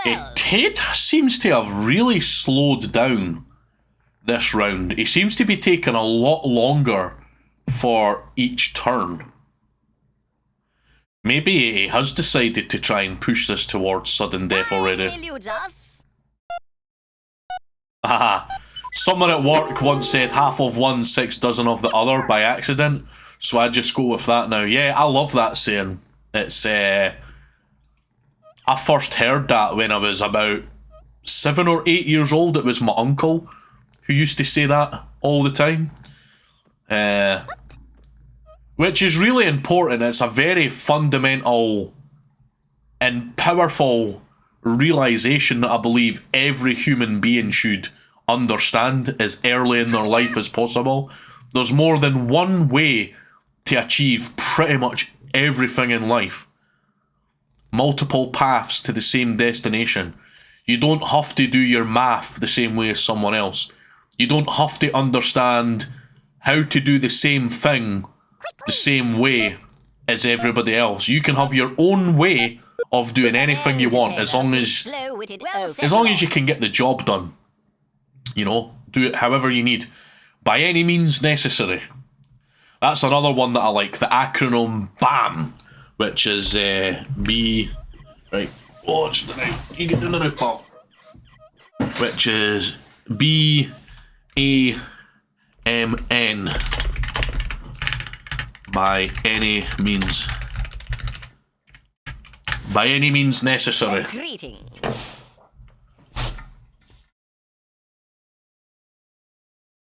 It wasn't Cannon Fodder. Cannon Fodder's a completely different game, but I love that song. I love that game, and I love the song so much that I've actually made a music remix of Cannon Fodder myself. I'll actually play that during the next break. War, never been so much fun. War, never been so much fun. War, never been so much fun. Brilliant.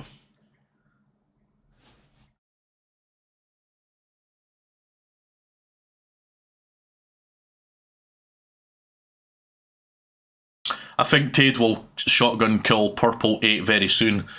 I am actually in shock that he hasn't done that already.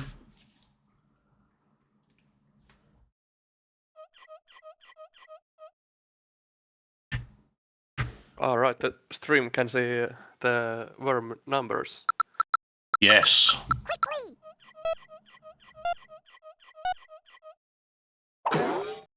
So Rafka using his last worm select for that turn right there.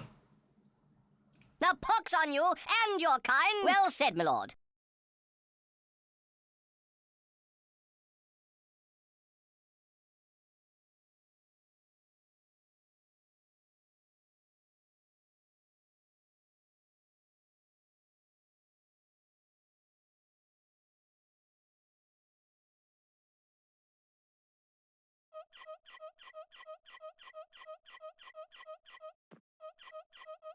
Yeah, I mean that doesn't surprise me, chicken. Like I said, I'm surprised that Tade decided to go the path he did, but that's one of the reasons why he's a good player. He doesn't do things the way most people would.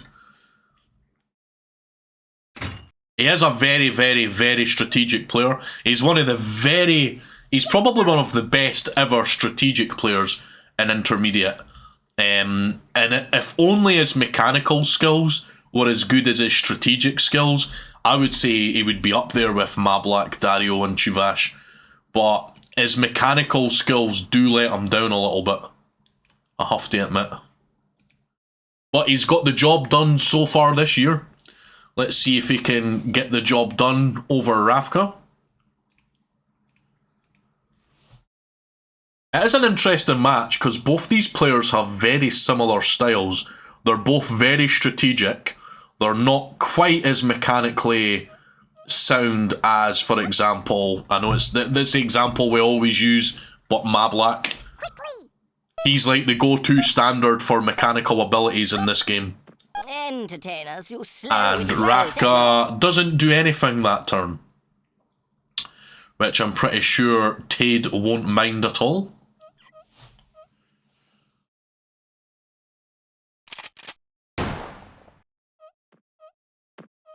No!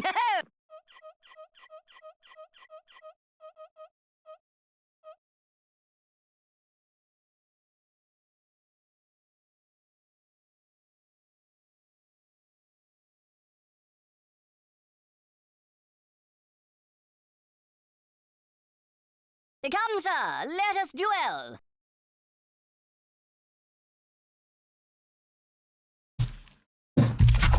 Right, Drake, you can't come up here then now. Come on then. Just you wait. See ya! Yes, sir! Tade definitely has a lot of control over the centre of the map right now. And I feel like that teleport from De Silver is really, really going to pay off soon when he gets a chance, because when he gets a turn on those two worms are in trouble. Thanks for the follow, hope you're enjoying the match today. Revenge!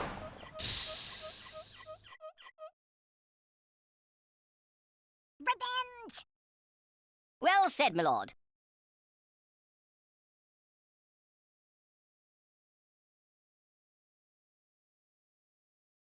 So right now, this worm is blocked off. However, they could do another girder. have already used, in fact, have I checked that right? So, yeah, Tade has already used 2 girders. If he uses his other girder right now, I feel like you don't want to use all your girders too soon. Sometimes you have to, but I believe he's in the position that he wouldn't. He could use a girder, but opening up is kind of potentially better for him. Connecting all his worms. Curses! Yes. Chicken. But Rafka will probably block that worm right now, I would imagine.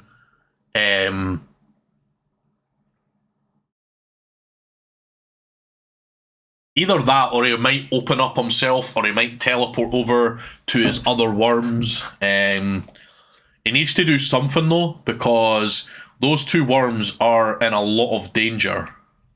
And there's absolutely no way that Rafka doesn't realise that. He can't do anything about Worm 8 right now though.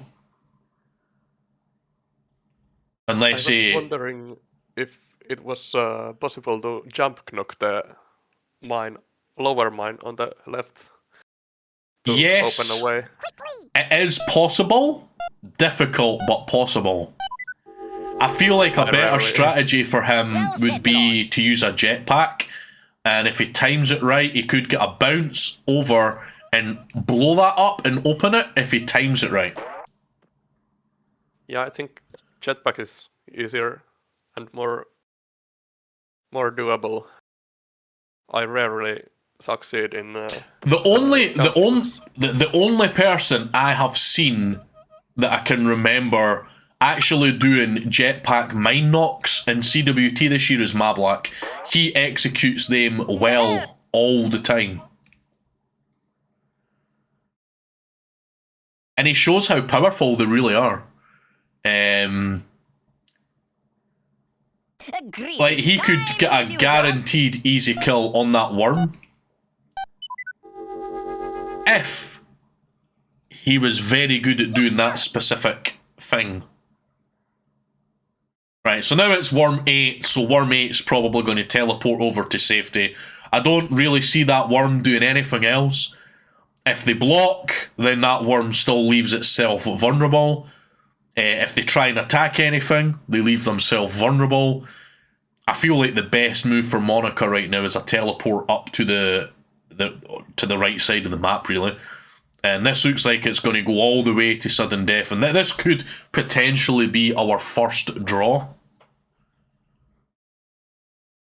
If both these worms have 6 worms left each at sudden death, Well said, my lord. I probably imagine it'll be closer to 4 or 5 each, but still, this has not been an aggressive round at all. It will still be interesting if sudden death comes and both teams blowtorch their way to the edge and try to bazooka over the top. I mean, yeah. I mean, look at the inventory used. Tade has used 3 select worms, 3 ropes, a dynamite, 2 girders, and a teleport. He's actually used 2 teleports, and Rafka's used 1.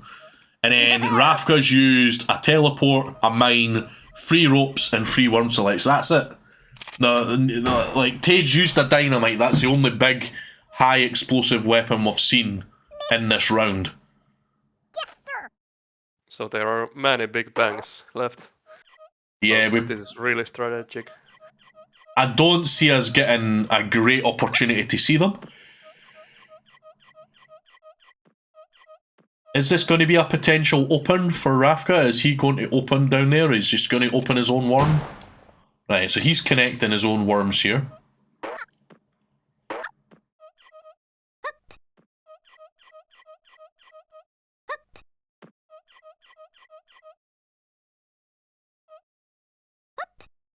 I mean, that is a skill that some players actually have. Which is one of the things I don't have experience in myself, so I don't really talk about it that often in Intermediate. Is maybe at the very start of the match, Tade realised that And like, if he goes for that double kill, Sweet Lady Luck yeah, he might get a smiles. double Well kill, said, my lord. but that is a defining move that allows Rafka the opportunity to do a lot of damage as well. So maybe some players just have this gift of being able to see from the start of a match the potential outcome towards sudden death. Like, if I go for that, then it's going to cause this, that, and that, and it's going to do a lot of damage over the next half a dozen turns. And that could be a lot less predictable, a lot more difficult to manage than if I just take my time, I play a bit more defensive, and I push for sudden death or strategic gameplay instead of aggressive, you know? Yes, Rishery, he probably will put a mine there to open up at some point. So if we look at the sudden death will be happening very soon. All I can say is that. So things are about to get pretty damn interesting. Oh yeah, you can easily get a double kill after sudden death, opening your way. So like I will say this: within the next 2 turns, we're going to see sudden death. So this is very important. If it's sudden death on Tade's turn, that's very good for him. Right, there we go. So it is sudden death for Tade. Well said, my lord. Now, Tade's got to be pretty glad of that. He has the... He does have opportunities here. If it was me, I would probably focus on killing Tom at the top left. And in that way, you've got control over more of the map. Greetings. 6 worms versus 5 worms. But yeah, he can do this. Yeah, that... I don't blame that whatsoever. This is the most worms I have seen alive in sudden death. Yeah. It was 6 versus 6. Yeah, it is actually 6 versus 6 in sudden death. You don't see that very often. Which is actually pretty cool because sudden death with that many worms can actually be very interesting. I mean, you've got these 2 worms at the bottom, which is he even going to get a chance to save before water kills them?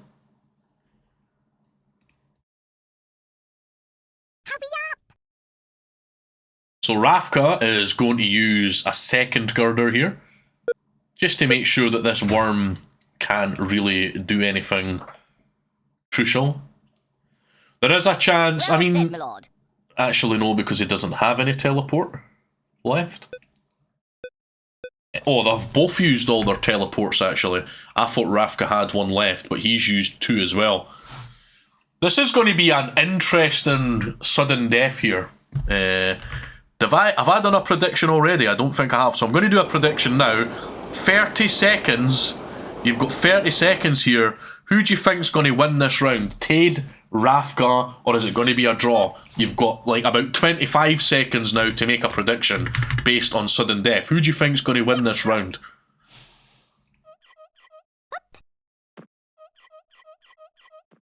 Haha!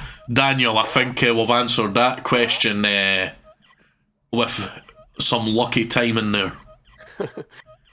Leaving 12 worms at 1 HP. Crazy game.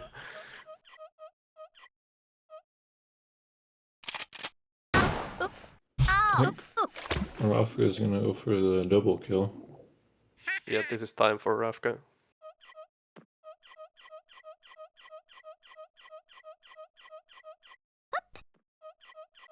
In a way, he kind of does Tade a favour though if he kills 1 worm, because that's 1 worm that he doesn't need to focus on saving now. Oh dear.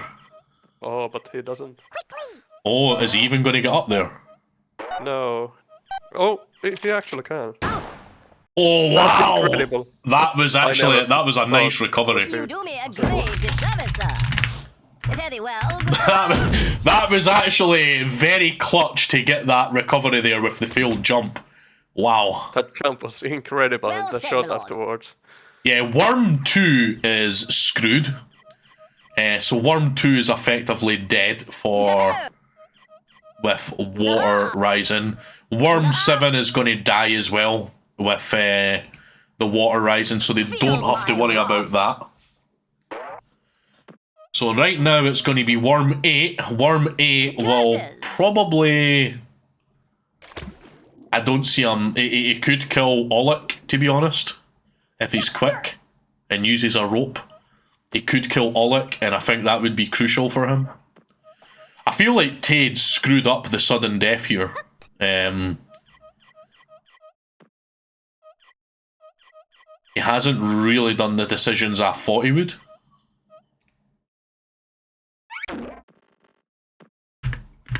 But yeah, it wouldn't surprise me to see that right now. This game is so nostalgic, yep. It's interesting to see people saying it's so nostalgic. It really is. Even though it is for me as well, but I've been playing this game since 1999. It's fun. You do me a grave disservice, sir. Very well, good sirs.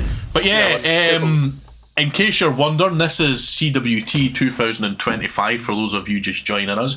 It's a once-a-year event that focuses on the intermediate scheme in Worms Armageddon. Yeah, we usually have between 24 and 32 participants. Is he going to get this kill? Yeah. Just you wait. But yeah, this is the grand final. It is a best of 7, which means they need to win 4 rounds in order to become the grand champion of CWT this year. I love it when people come in and say that they have played this game as a child or as a joke with their friends when they are drunk. And when they see competitive Worms play, they are astonished, and that's the best feeling. Well, if you are interested in participating in the future, Daniel, you'll probably want to check out those 2 links that I've just sent. The first one, CWT, that's for this event, which takes place once every year.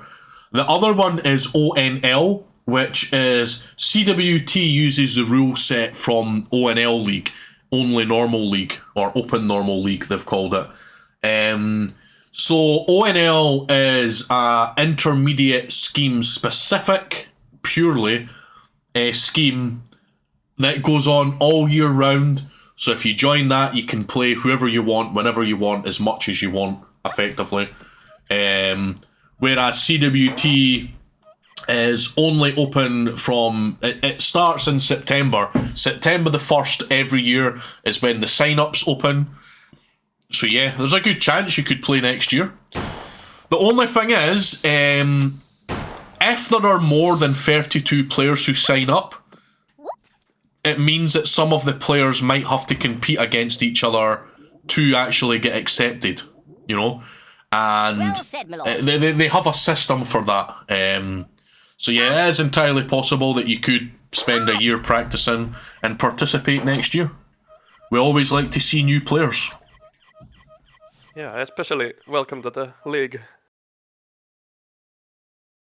And it's, Always you'll happy to see get... new players. You'll also get Worms Armageddon very cheap right now. It's always on, even when it's not on sale, it's pretty damn cheap. But right now, it's probably on sale for like $1 or $2 or something.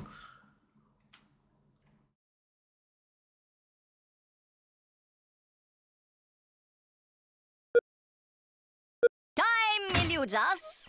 Right, a block from Tade, so he uses his last girder, Yes, sir. which is important. How's Rafka going to get over here? Is he going to make the jump? Is he going to play it safe with a rope? Or is he going to go for the jump? It's risky, this. That is think so you can daring, jump but it. face back. He gets it low. Oh, and he's... but He got it. There's a hole over there. He got it, but he forgot about the gap. Oh, see, I knew that there was another gap there. That's what I was thinking. Is he going to get this or screw it up? He actually done it, but he just didn't pay enough attention. Is there an equivalent tournament for the elite scheme? No, but I wish there was. There used to be, actually. There used to be the EAC, which was the Elite Addicts Championship. That was active for about 5 or 6 years, I think, back like 2009 to 2015 or something. That's the only other thing, and it was actually incredibly popular at the time. I actually prefer Elite over Intermediate. As a player, as a spectator, I have to say Intermediate is really fun. I don't like this scheme. As a player, I actually really don't like Intermediate, the way that they play it. But as a spectator, I love it. I love, like, I made this scheme the other day there called Wintermediate, which is basically just a warmer, but for the intermediate scheme. So it's basically just like intermediate freestyling. Basically, you do whatever the hell you want, and the whole idea is just to practice stuff within the intermediate environment. And that is genuinely one of the most fun schemes I've ever played in my life. I can B&G on there, I can rope on there, I can do whatever the hell I want on there, and it is so much fun. From my personal perspective. Because the one thing I don't like about intermediate as a player is because of the luck involved in... Let me finish before we go here. There is an element of luck involved in intermediate, but it is obviously mostly skill-based. But the element of luck comes in the form of two major things, which is random worm placement, so you don't get to manually place the worms like you do in Elite. Also, the RNG of mines and barrels across the map. Those are like the two biggest factors towards the luck here. Now, is he going to get over here and kill one of these worms?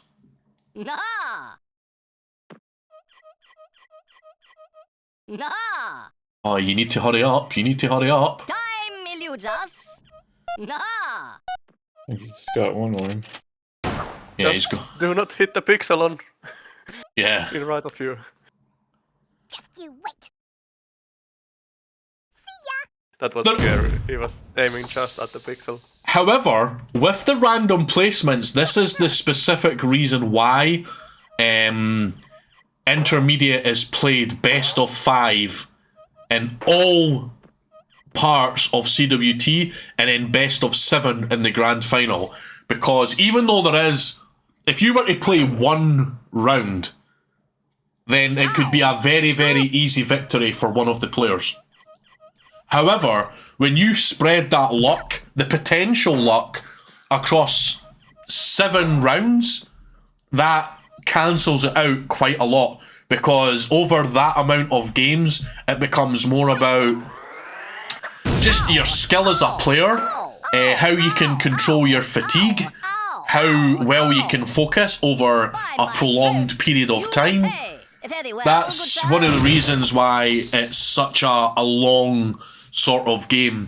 Whereas there are schemes like Time Trial Rope Race where it's just pure skill, and it's like you can decide the winner in one round, even though they do like to play best of 3 and best of 5 there anyway.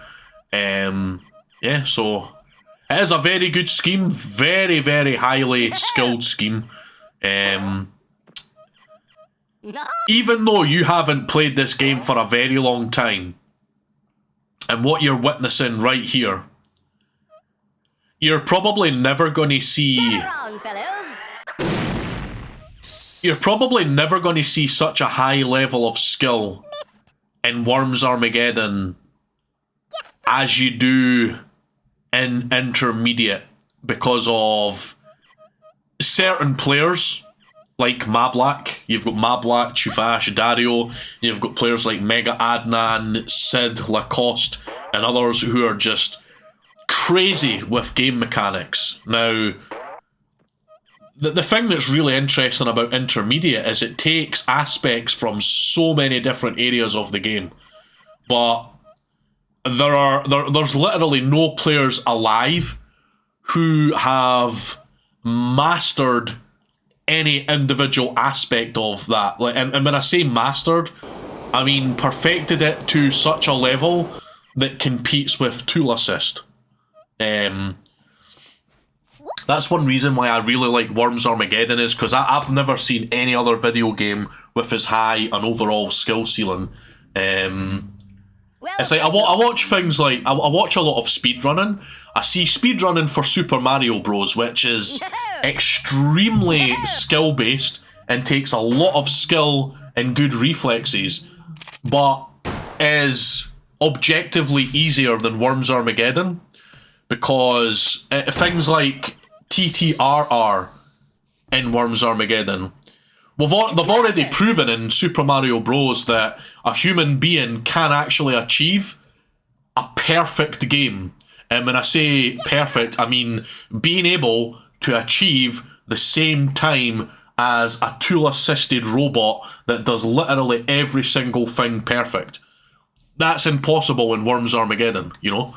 Like, they do frame perfect things in those speedruns every so often. It's not like, but in Worms Armageddon, compared to Tool Assist, you're talking like every single frame is frame perfect, which is just not humanly possible, which is what makes it really interesting to me. You can get pixel perfect turns, you can master any aspect of the game. There are so many different skills from different schemes that go into Intermediate. You've got roping skills, you've got artillery skills, B&G, you've got battle racing skills, you've got your rope knocking skills, which are with roping skills, bungee racing skills, you've got your mechanical skills, like knowing how to pixel perfect place weapons, like grenade, mine, dynamite, so that the worms fly in a perfectly accurate and known trajectory that they can actually calculate and get it pixel perfect to do incredible things. It's just such an amazing game, honestly.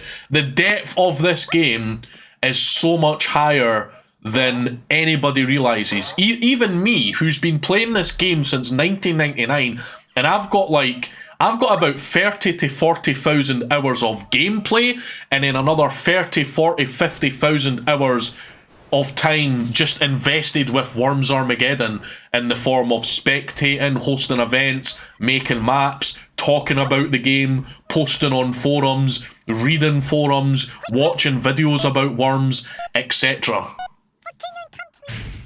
So there we go, it is a draw in the 4th round. We'll be taking a break for a few minutes.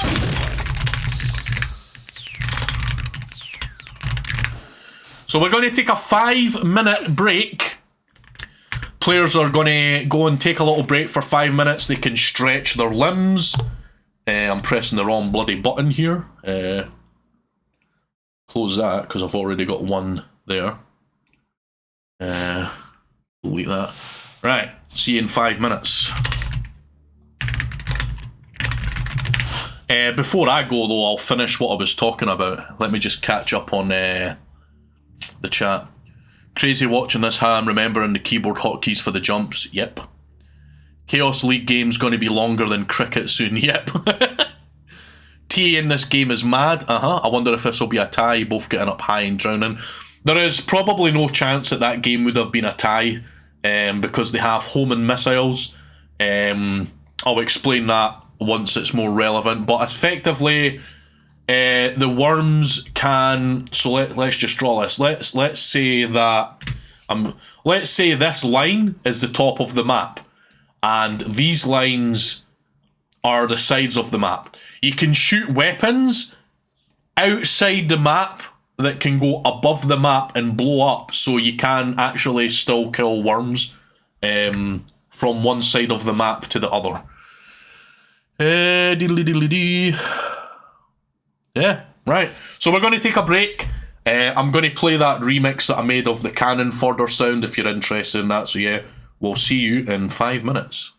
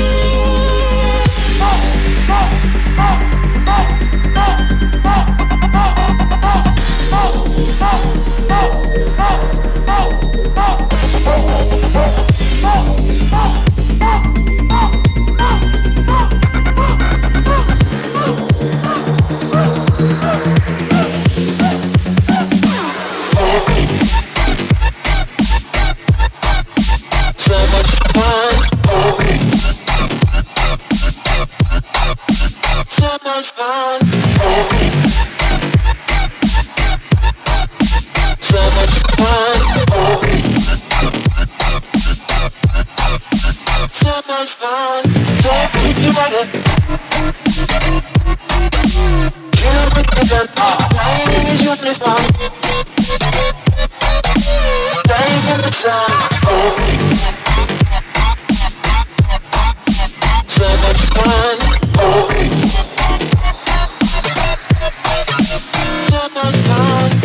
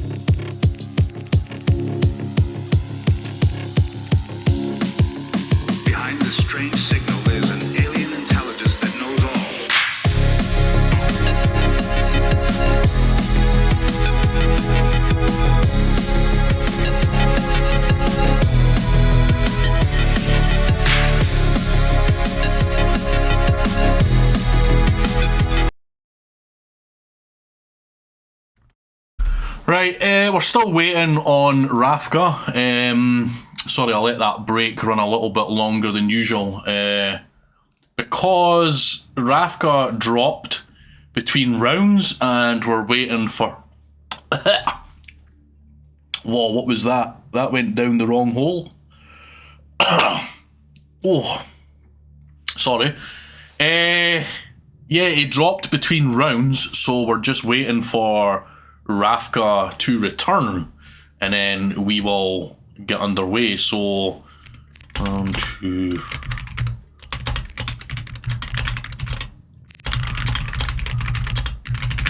So it's 2-1 to Rafka.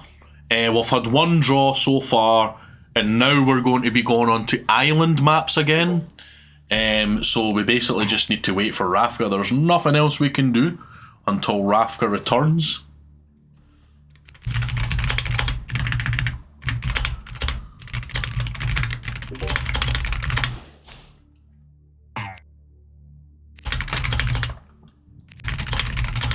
Yeah, really hope that Rafka does return.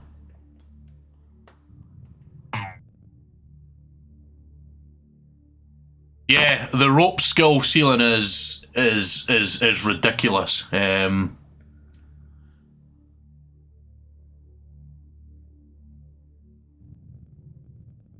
the reason you don't see that is because there's so many different maps, but I can guarantee that there have been maps that people have played for hundreds of hours trying to get world records. I mean, I've done a couple of maps for about 100 or 200 hours doing record attempts myself. But yeah, I don't see the point in spending too long on one map, because there's thousands of maps and thousands of records. It's insane.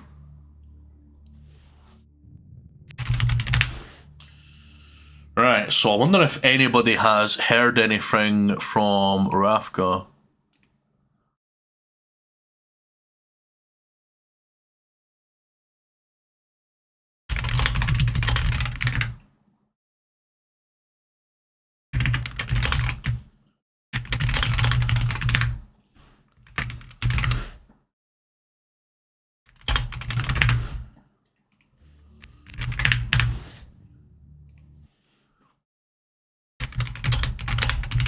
I'm just trying to... I'm pretty sure that Rafka's aware anyway. Let's do the outcome for the last one, which was a draw.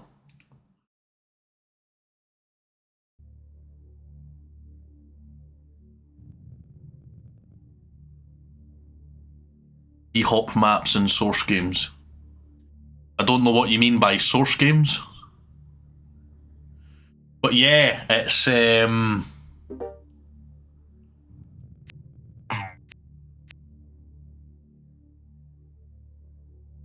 How can I...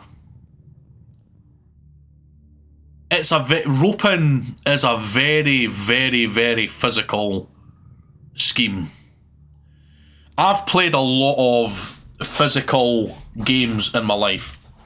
Like, I've reached the top 5% of players in the world in probably about 20 or 30 different games over the years that I've been playing video games. I've had records in local arcades. I even had a record on Dance Dance Revolution that even the Japanese kids couldn't beat. I had a record there, the #1 record there for years before that place got taken down. Anyway, we are here.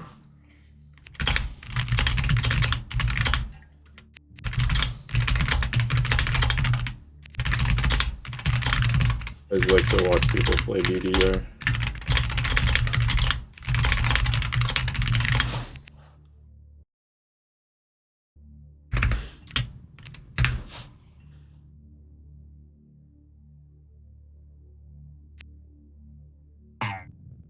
Oh yeah, DDR, I love DDR. Dance Dance Revolution. What am I doing? Right, island map. Right, so 2-1. I'll just Right, so let's get this map done quickly.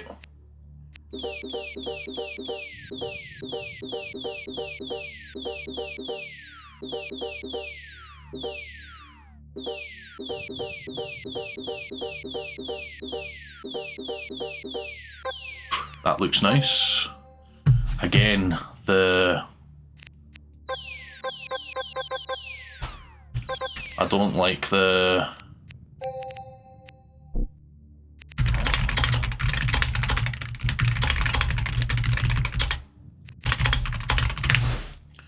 Not a fan of this terrain in general, but I mean, it's up to the players if they like it or not.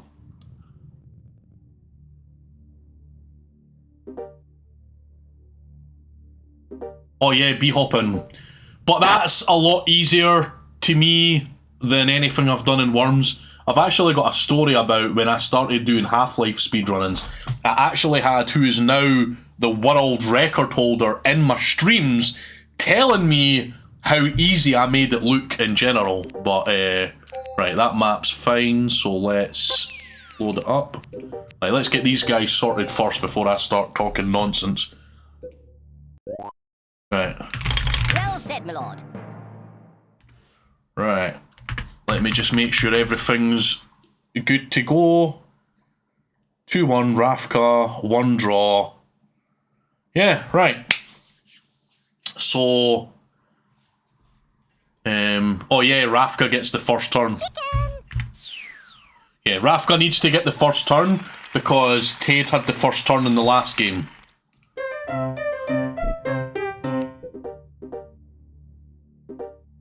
And he's very lucky there because Rafka had some horrible placed worms.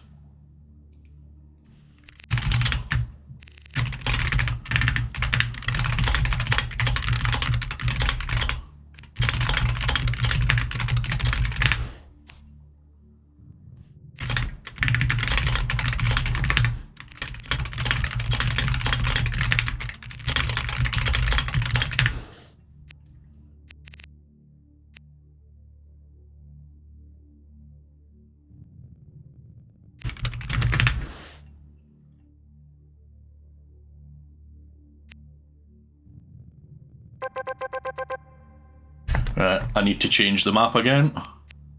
Just give me a moment here.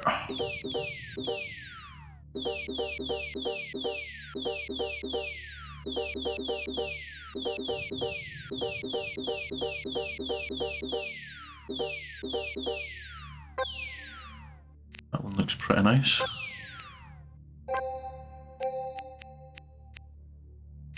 Watch this.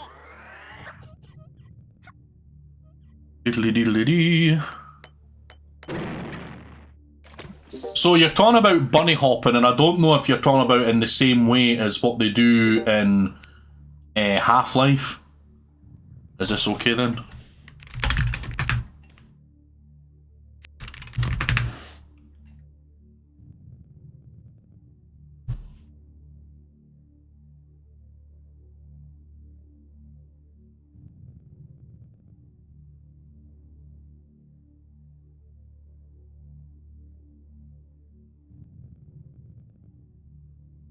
To me personally, bunny hopping's like really fucking easy. Like on a scale of 1 to 10, it's like a 3 or a 4 in terms of reflexes and hand-eye coordination that I've got with other things that are, in my opinion, more challenging.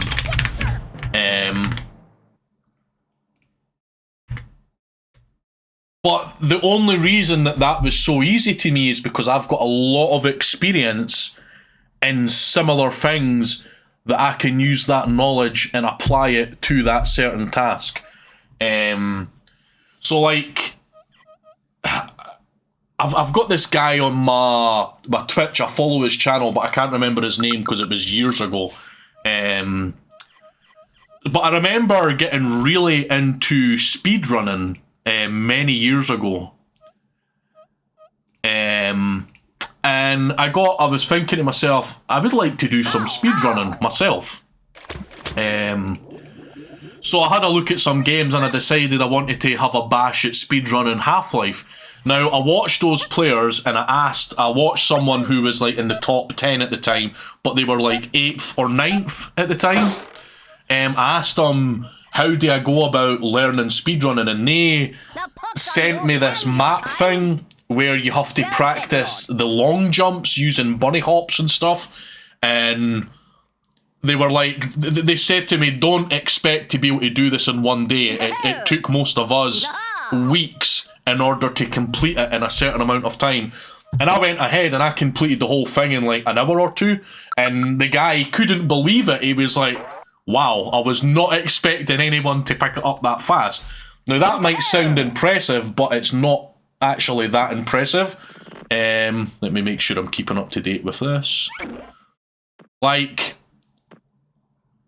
once you have enough practice and experience since the early 90s of hundreds of different video games, from flight to racing to pressing buttons quickly to memorising patterns, once you're already really good at those, you can basically pick up any other game incredibly fast because you already have the reflexes, you already know how to adapt to different situations. So it's not actually as impressive, me learning how to do that so quickly, compared to someone, like if it was someone who'd never played video games before and they done that, that would be a lot more impressive, you know? But that was me essentially doing something that I've already done before. It's just slightly different. And the way that I like to sort of explain that is, if you look at all sports that involve scoring or putting objects into gaps in order to get points, they're all exactly the same. But so badminton, tennis, pool, snooker, darts, football, rugby, like all these things, they're all exactly the same in their fundamental skills. The only difference is the size, the shape, the weight, the part of the body that you use in order to move things. So once you understand that, the fundamental elements are all the same. Object, power, accuracy, consistency, angles. Once you already understand all those fundamentals, and you understand that you're essentially doing the same thing, but with a different set of varieties. Like badminton and tennis are very similar, you're just using a different object to hit it. You're hitting a different object. That different object has a different size, weight, so you have to apply a different amount of force in order to achieve your goal. It's the same with football. You're kicking a ball. When you kick a ball for the first time, you're like, oh, so that's what happens when I kick it like that. So you kick it 100 times and you learn that where you kick that certain part of the ball determines where it goes and blah, blah, blah. And football's similar to snooker. You're hitting a ball at a certain part of the ball to send it in a certain direction. It's like, when you realise all these things, you can apply your skills to most things. Really nice cows there from Rafka. So Tade used a baseball bat there, Rafka used cows. I need to make sure I catch up with the ropes. So Tade, 2 ropes, Rafka, 1. 1 select for him, 1 select for him. What's been used there? So he just used his cows. Rafka's used low gravity.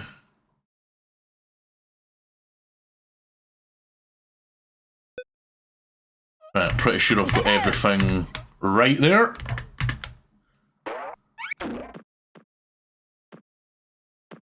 But yeah, it was like when I started playing Rocket League, I think I actually started playing Rocket League because of Sensei, if I remember correctly. That was a beautiful sheep. I started playing Rocket League because Sensei said somewhere, I think it might have been TUS, that Rocket League reminds him of BG and Rope kind of combined. And I understand where he's coming from when I started playing it.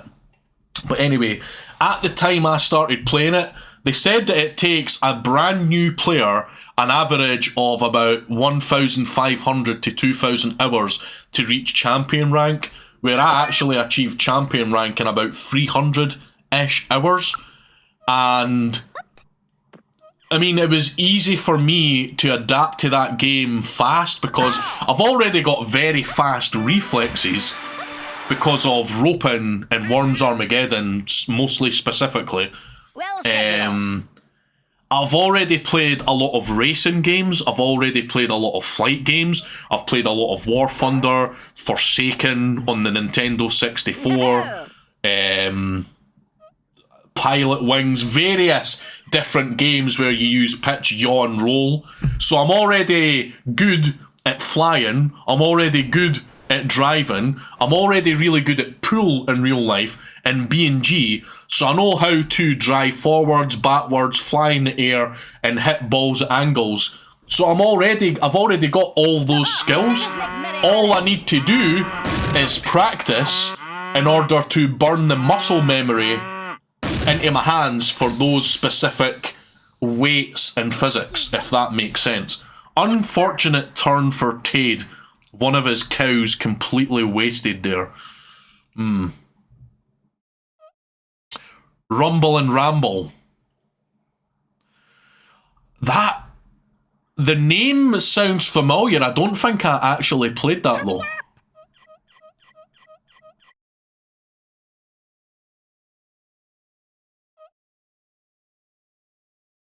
But it's like the point is, if you could grab most hobbies nowadays, and if you practice them every day, if you were to practice something almost every day for at least 2 or 3 hours every day for an entire year, you're probably going to be at least in the top 20% in the entire world at whatever it is you practice.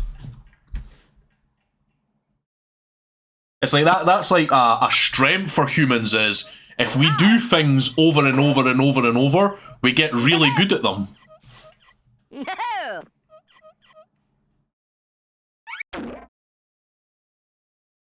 Right, this is Tade's 4th rope already. He's really, really struggling in this round. Ow. Ow. Nice knock though. If he gets a double here, it will be 3-on-3, I think. Oh, why is he going for... Oh, he's already used all his big explosive weapons, hasn't he? I'll get you. Oh yeah, he can't drown his. Time eludes us.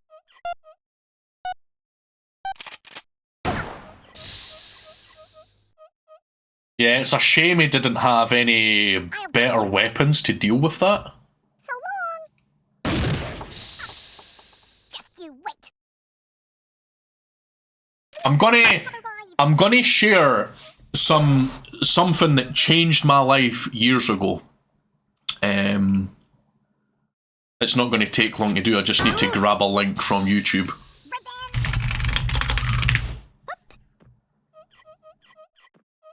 So here is the 2013 edition of this. I don't want to talk about this for too long because it's something that I'm so passionate about. If I start talking about it, I just will not be able to shut up. Very well, good sirs. But that video, right, that I've just linked in the chat, it's called Everything is a Remix. And when I watched that video, it occurred to me certain things in life, like literally everything that exists. Anything that you can do in life, you have to copy something else in reality in order to achieve something else in reality. Everything that happens is copying previously existing things, you know? And if you're wondering why the hell is he talking about this, it sort of goes into the territory of you can apply the same logic in that video, which include the basic elements of creativity, which are copy, transform, and combine. And that's kind of how you learn anything in life. And the point that I was trying to make earlier is the more skilled you are in various different ways in life, the easier it is that you can apply those knowledge to things you haven't done before and be able to adapt to those things with ease and possibly even do those things better than other people. Because it all just comes down, well, that's a very, very, very nice knock. What a nice knock. That was a beautiful knock.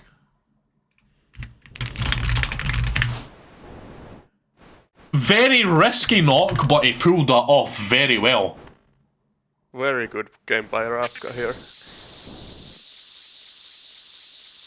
Leave us! Depart this place! Oh! Well, that was a fast one. Very well, good sirs. Right, so the score is now 3-1 for Rafka. He is on match point to become world champion now.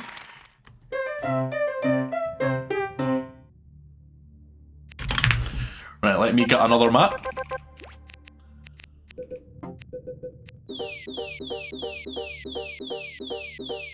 But yeah, that video that I shared, everything is a remix. It's very, very interesting. It teaches you the basic fundamentals of creativity in general. Like, everything in life that happens, everything anywhere in the physical reality, anywhere, but it happens because something that you're combining things that previously exist, you're copying them and either transforming them or combining them. Nah, that's too short at the left. That's interesting. Yeah, there was a saying that you shouldn't invent the wheel over again. But it also applies on your own skills. If you have learned something, you could use it in other things. But yeah, I mean, like, so from my perspective, the reason I actually learned about this is because I'm a music producer. I do music production and mixing engineering. And back in 2013, I actually went down to do an advanced mixing engineering course with a very, very successful mixing engineer called Owen Palmer, who... Hold on a second, I just need to turn this back to normal. And this guy he's worked with people like Roll Deep, Judge Jules, Dave Pierce, among other very, very successful musicians.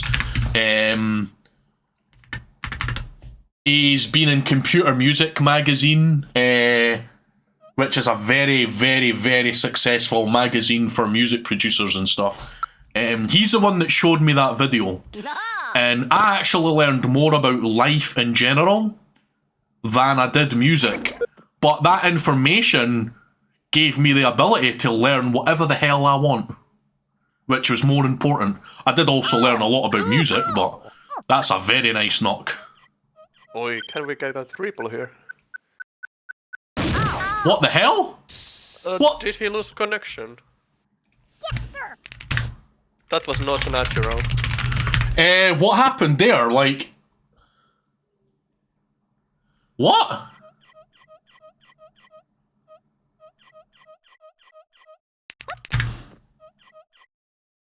That was not...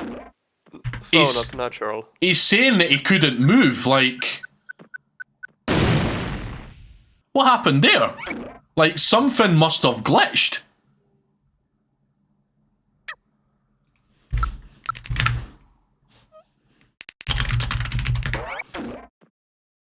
That's really, really unfair. Like, I mean... That is really, really bad luck. I don't know what caused that for Tade, but he said that he couldn't move. Like, he wasn't able to move at all. Nothing was responsive.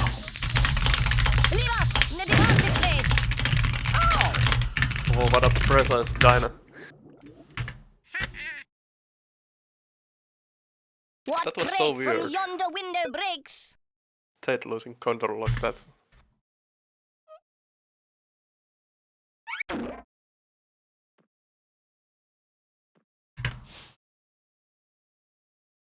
That was really, really unfortunate for Tade.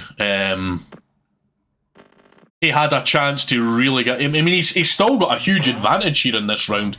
He's got a free worms here he can pile, but that was really, really weird. That was one of the most important turns. Yeah.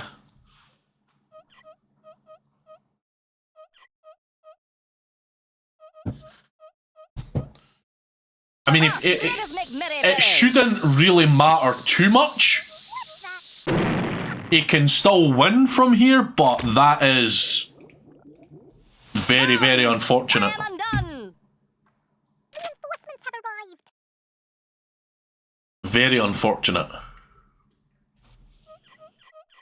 But yeah, what I was going to say is that video. So when I went down and I met him, at that point for me making music, I had placed certain restrictions upon myself in how I am creative in general. Because I used to think that copying other people or using things that other people have made is bad, when it's like, now I realise I could not have been more stupid. It's like, because there's a... I want to get this word for word.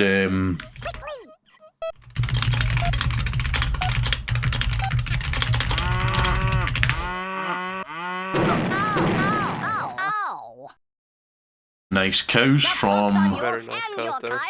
Alas, But alas. copying is a basis for You do me a grave creativity, disservice, sir. learning from others. Yeah. One crate from yonder So, window breaks. if any of you are interested in music production or mixing engineering, you might recognise this, or you might understand it a lot more than others. So, I thought using loops was cheating, so I programmed my own using samples. I then thought using samples was cheating, so I recorded real drums. I then thought that programming it was cheating, so I learned to play drums for real. I then thought using bought drums was cheating, so I learned to make my own. I then thought using pre-made skins was cheating, so I killed a goat and skinned it. I then thought that was cheating too, so I grew my own goat from a baby goat. I also think that is cheating, but I'm not sure where to go from here. I haven't made any music lately, what with the goat farming and all, and... Okay, we need to rehost. What happened? They decided to redo the they... match because Tade couldn't move that turn. That turn with Tade was so technical, so they want to rehost.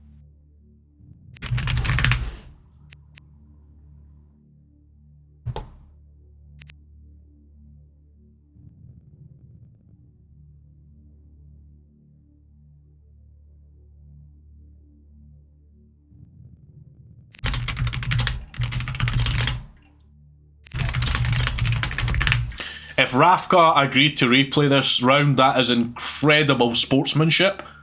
Yeah, Yes, he he agreed did. to. Because that is something that you don't see very often, especially when you could easily win a round, and that goes to show Rafka's true character, that he would rather win something fairly than get some sort of weird, unnatural advantage.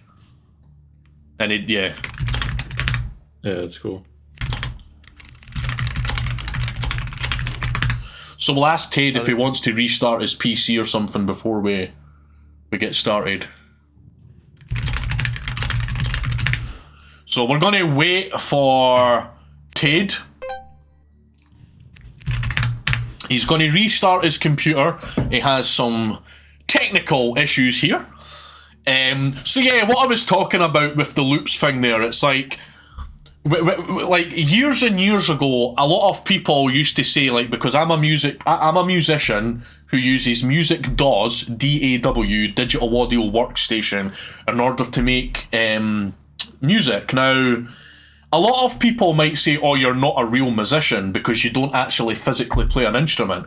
But you don't need to actually physically play an instrument to be a musician. That's not the definition of what a musician is. Even though I can actually play instruments, I can play drums. I done piano lessons when I was young. I can play the piano.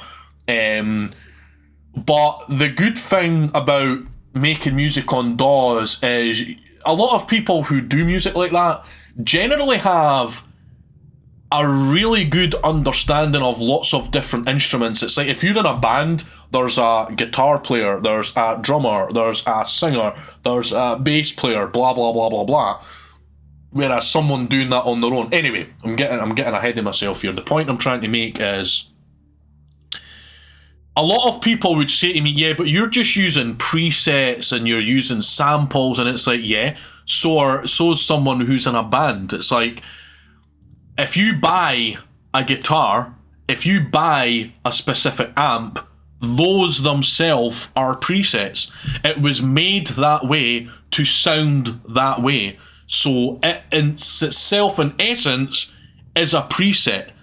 It's something that's made to be a certain way.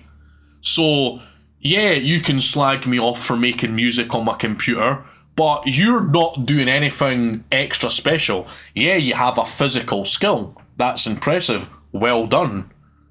Nobody's arguing that. But that's not the only element of making music, you know?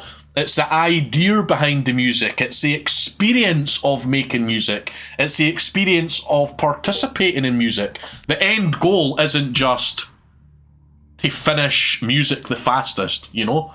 There's a lot more about music than just playing. But the point anyway is that everybody who makes something that they think is groundbreaking, they didn't do it alone. Everything that any human does that is considered a massive achievement is only possible because we stand on the shoulders of giants. Right, let's see if Tade's all good.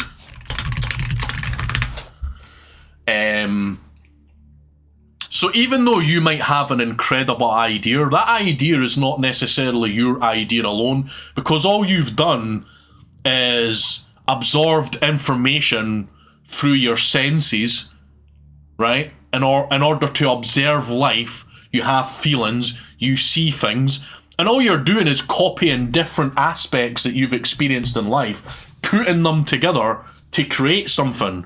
Anybody can do that, you know? Anybody. It's not difficult whatsoever. Right, I better get a different map for these guys now.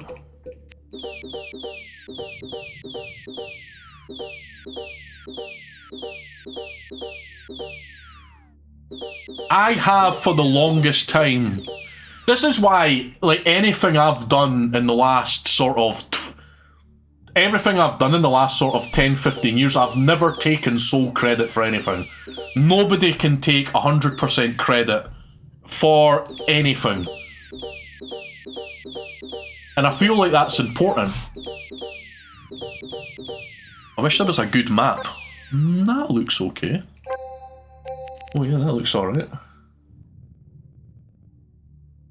So Tade gets first turn.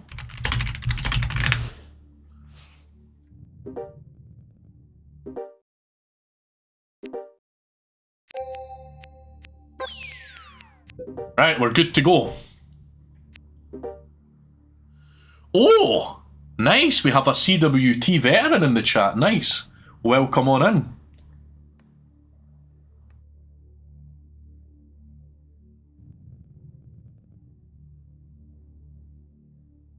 Haha. Chicken was actually in the chat.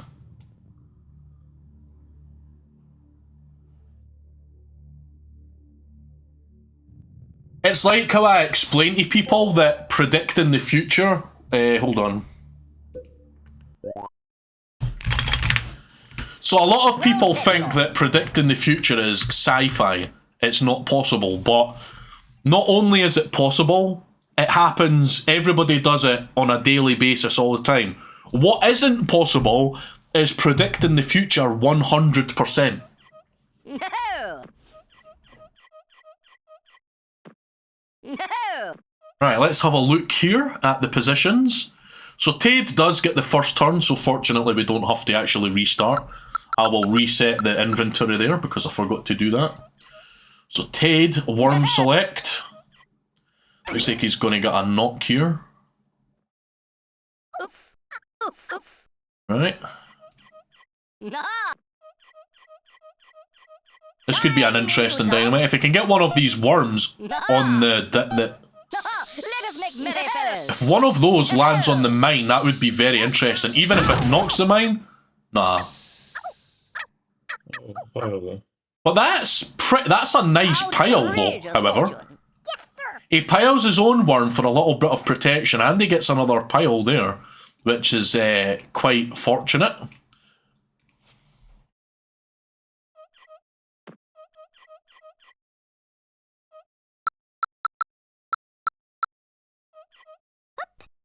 Right, now we should have a good...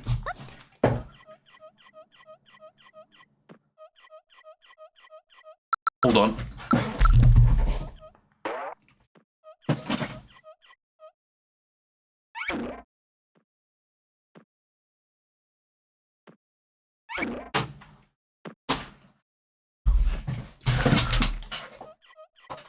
Yes, I am manually checking off the used items. Quickly.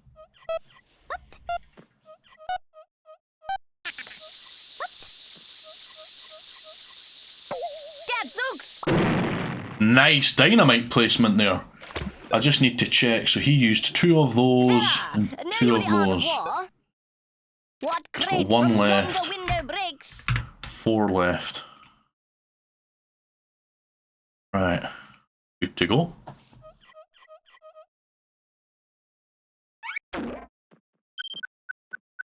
It probably could, but we haven't done that for specific reasons. Let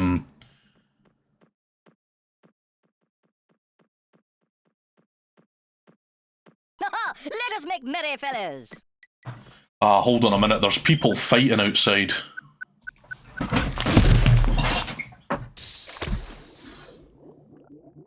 Zounds! I am undone! Reinforcements have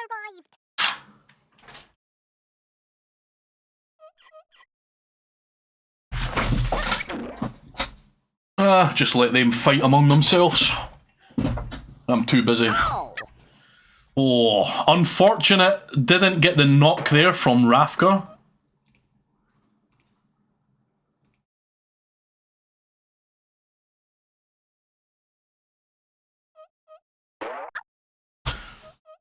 Okay.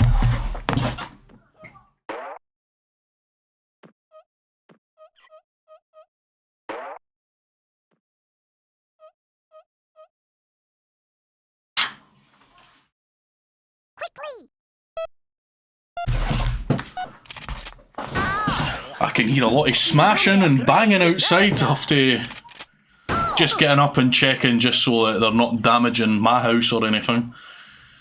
I need to catch up on what just happened there. I apologise for that. Right, what did Rafka do then? Just a shotgun after he failed the knock? Yeah. Right. That's fair enough.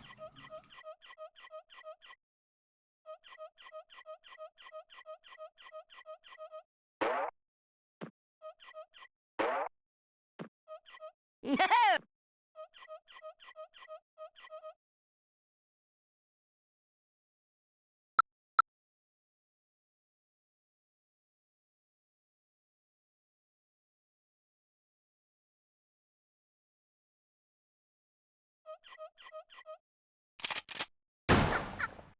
Just you wait.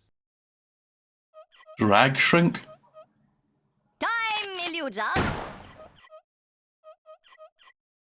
So Tade has also used a dynamite Reinforcements have arrived. Right, thank you. in the center. Yep, he has indeed. It's really hard to focus when I can hear people actually fighting right outside my house. I know the person who it is as well, they're my neighbour.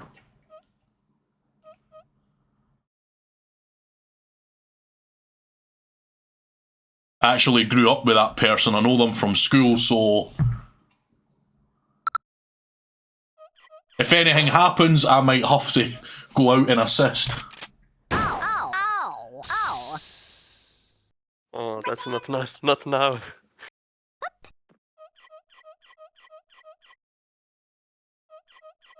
But health comes first. He's tough enough. He can handle himself. Revenge! Sounds like it's quieting down as well anyway, so that's okay.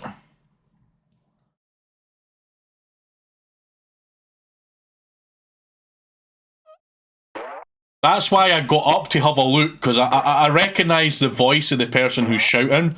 I was just making sure to see, is there like a group of people there, or whatever.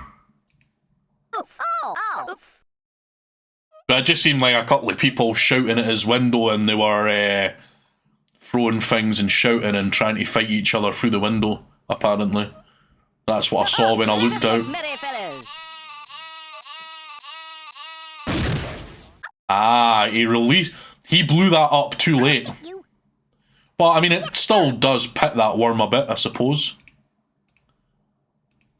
Well, that was good damage. Even though there was no chance for plopping. I think 73 damage is... I'm gonna have to check that, because maybe the plop was possible. So when he blew that up, the sheep had jumped a little above his head. If it was on the left and at the worm's tail, maybe that would have made the difference to get a tiny hole there. I don't know, but it looked like he blew up a little bit above the worm's head to the right. It might have been possible, I don't know. But it's not that big a deal anyway. He done good damage anyway, so that's what I'd love to matters. see a Now pox on you replay. and your kind. Ow. Now pox on you and your kind. Well said, my lord. I think there couldn't have been a plop hole that high up. But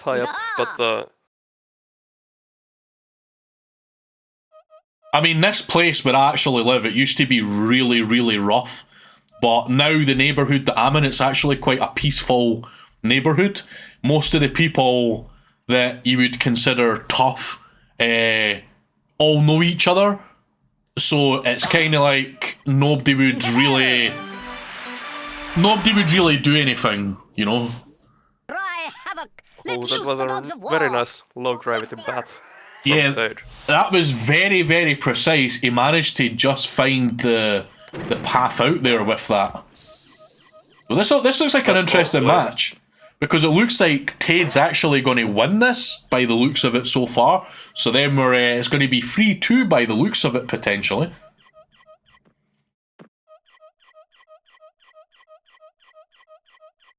I'm guessing that's Perdunok, probably.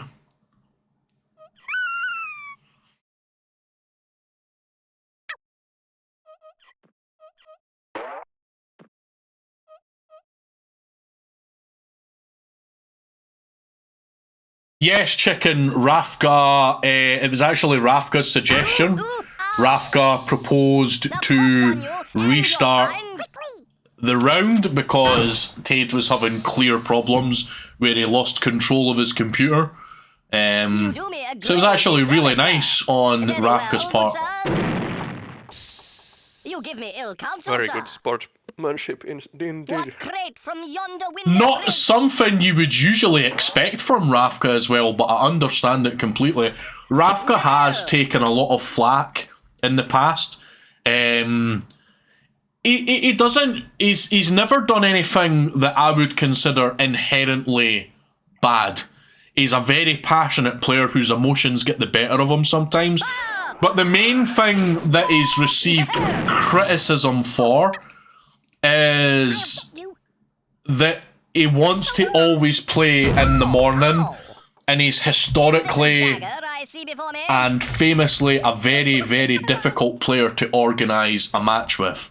But even though I have been known to argue with Rafka a lot because of that, I've always supported him, because outside of not being problematic to struggle his match with, I have always seen signs of him being a good person deep down. So I've always supported him as equally as I have opposed some of the things that he does. And it's really nice to see that he would do such a thing at such an important part of the game. That's good sportsmanship. He did not have to restart there. He was under no obligations whatsoever to give up that round. He could have won that round and he could be world champion by now because Tade was ready to just quit, to surrender and quit. Very nice cows there from Rafka. He gets a nice double kill there. Good sirs. Well said, my lord. I mean, but yeah, fair play to Rafka. I have spoke to Rafka a lot in private, and like over the years, we have arguments in public, mostly about the time that he chooses to play, mostly because other people are fed up trying to organise games with him, because for the most part he refuses to play in the afternoon. Credit where it's due, he has improved that dramatically over the last few years. He's actually played 2 of the most important matches round about this time, which is not his favourite time to play. So he has shown that he's willing to compromise. He has shown that he has good sportsmanship, and I'm really happy for him right now. He made an amazing comeback against Mablak, and he won that match. And we got to arrange this match, even though this is not in the morning. Yeah.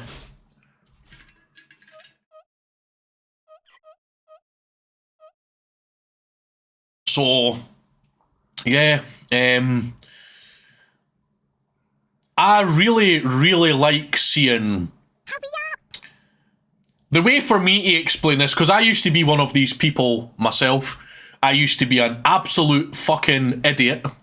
I've got no problem admitting that I used to be a very stubborn person, really difficult to get along with, and I've improved a lot myself. So I always like to see a success story. I always like to see self-improvement from people. I always like to see how players develop and mature over the years. And from someone who used to be a problematic child themselves, always getting into arguments, always getting into fights, grew up in a rough neighbourhood, always had problems, and then through passion and creativity and interacting with other people and patience and support, it's nice to see people have that sort of reflection on themselves and improve over the years. And it's really nice to see how Rafka's improved that way as a player and as a person. I've been speaking to him in private recently, and he's like for the first time openly admitted that he has some problems in certain aspects of the game, and he's actually came to me to ask if I can help him improve those areas of the game. So I've got no problem giving Rafka some private tutoring to improve his rope skills and his B&G skills. So there was an attempt there to try and get over, but he couldn't actually get over, so unfortunately he's just wasted a napalm there. Whoops. Well said, my lord. Oh yeah, that wind was nowhere near enough. Pretty sure I'm actually going to do a prediction for this one. I haven't done a prediction for our 3 rounds, but now I'm going to do a prediction. We'll do 1 minute on the clock because we're getting on a little bit in here. But who do you think will win this round? Do you think it'll be Tade? Do you think Rafka will win this round? Or do you think it'll be a draw? Rafka is on match point. If he wins a round, then he's the world champion. It is a best of 7 format.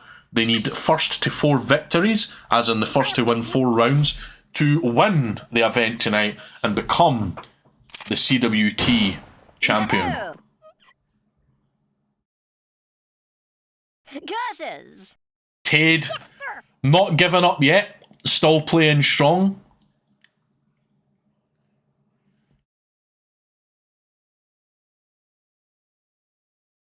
This is one of the things that I actually do appreciate about these events being a little bit more community driven than official. As much as I want more official events for Worms, it's nice to have that community driven charm, because if we saw something like that happen in an official match, Tade would most likely, at least in this situation, not get a restart.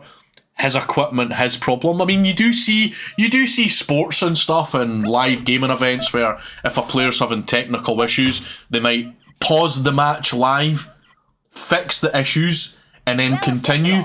But Worms Armageddon's tricky to do in that sense, because effectively if something like that happens, your only choice is to begin the entire game again, because you can't restart the game from a certain moment, well, as a player versus player anyway. I mean, you can do that with tool assist offline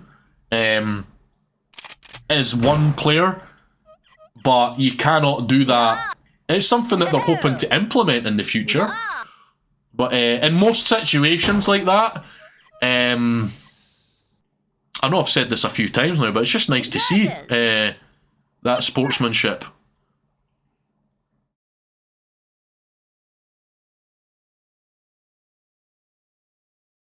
So Worms Armageddon does actually use ELO ranking systems across the board.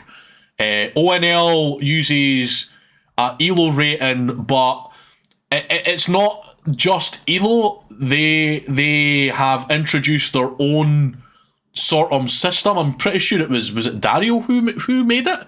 But they have a very, very complex system that takes into account activity of players as well as who each player plays and beats or loses to. It all affects the rankings as well. In the mainstream leagues such as CL2K, First Blood, Worms Armageddon Clan League, TUS, they use more traditional ELO ratings. If you're not sure what an ELO rating is, I'm not sure how to explain it, but the way I understand it is, for example, everybody will start with a 1000 rating, and let's just say player A beats player B, maybe player A will win 40 points, player B will lose 40 points. Now Tade A is 1040, player B is 960. If they play each other again, player A will win perhaps 35 points, player B will lose 35 points, and the more they play and get that same result, the further apart their rank will be, the less points the winner will get, the less points the loser will lose, the more points the winner can get, and the more points the winner can lose. That's the general idea behind the ELO ranking system. And it's a really, really good system for leagues where every player has to play every other player the same amount of times. It is a little bit of a weird system in mainstream Worms Armageddon, because essentially in the main leagues you can play, for the most part, you can play whoever you want as many times as you want. There are some limits in place. Like you can only play a certain player 15 times per season or something, so that you can't get what they call noob bashing or avoiding, because these are problems that we have. Interesting though.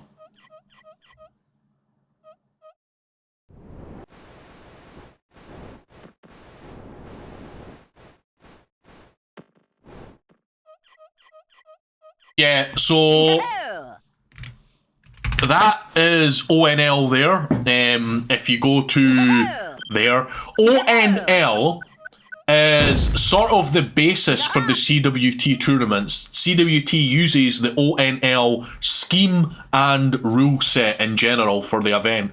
Let us make merry fellows. Unlucky for Tade, that could be crucial as well. Yeah, I was thinking he could have used petrol there. Yeah. So yeah, ONL Open Normal League is a as opposed to mainstream leagues like TUS, Wackle, CL2K, First Blood, etc., ONL caters specifically and purely, as well as solely, to the intermediate scheme. So ONL scheme is basically the standard scheme, the basic intrinsic scheme, the default scheme of Worms Armageddon Intermediate, with a few changes, such as there are no crates, cluster does 2-star damage instead of 3-star damage, and a few other little changes across the board that help to optimize and balance the scheme out, so it's more skill based as opposed to big luck events that can ruin a match. Yes, if you want to participate in ONL, sunglasses are absolutely mandatory. If you cannot submit a picture of yourself looking badass in a pair of sunglasses, then you will not. Well said, my lord. I'm kidding. Of course, sunglasses are mandatory, but that would be a pretty fun rule, wouldn't it? Nice airstrike there. But yeah, it's a scheme that caters specifically to intermediate, and it's the most popular single scheme league in the game right now. There is also Chaos League, which is also solely catered to the Chaos League scheme. But ONL has been around for a lot longer. They have a really loyal fan base. So yeah, if you want to practice for CWT, if you're interested in participating in CWT, we are always welcoming to new players. So yeah, if you want to, I would suggest joining ONL and just playing as much as possible. Have fun. And this is a bit of advice I will personally give anyone who is interested. Do not care or do not care negatively about losing. Failure is one of the recipes to success. The more you lose, the more you can understand how to win. So don't be afraid that if you're playing and you're a noob, you're probably going to get your ass kicked from all these players who have been playing the game, some of them for like almost 2 decades. You know, some of the players have more than 2 decades of literal experience playing this game. Some of them have only been playing for maybe 4 or 5 years, but there's such a huge skill gap between there. Don't let that put you off. You know, I think, personally speaking, when I want to get good at something, a new hobby, I specifically seek out people who are much better than me so that I can learn from the best, and you learn even faster. So yeah, if you're interested, just log in, register, start playing people, have fun, you know?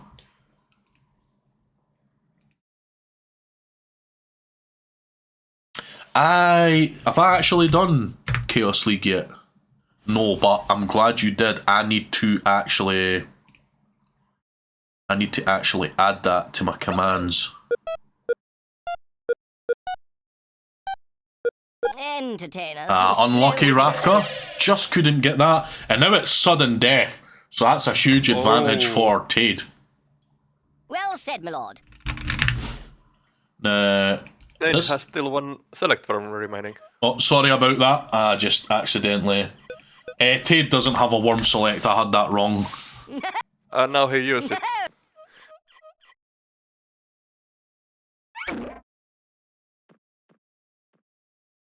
Going for the triple kill, maybe? You better be careful. Okay. Oh yeah, he could get a... Oh no, he doesn't really have anything that he can get a triple with. Onto the breach. Oof. Maybe a Zook in the right spot? I don't know. Like, a little bit under Adam. See, if I was him, I would have knocked Adam down to that bottom worm with his other rope. And he could have actually won the game there. Benji Juke? But, you know, no rush. Right, did I not have Chaos League as a... Yes, sir. Right, so I actually need to make a Chaos League. Yeah, I need to make a command for Chaos League. I'll just do Chaos response. I'll just copy that message from Shmup. It's really nice to see more players asking for ONL matches. I need a brief description, but for right now, I'm just going to do that. I'll fix it later. So that's the command for Chaos. And everybody can use that command. Your kind. Alas, alack. Tade could have actually won that really easily in that last turn, but I suppose there's always a slight risk if he did do that knock that his worm could get caught in the fall and lose its turn. So for that reason, I suppose playing it safe is okay. He still has another rope, Well said, my lord. so he should be able to get back across pretty easily.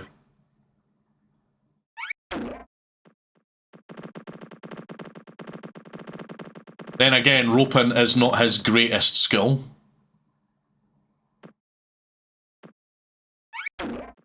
Oh, He got Ooh, another. nice. That saves me so much time. No.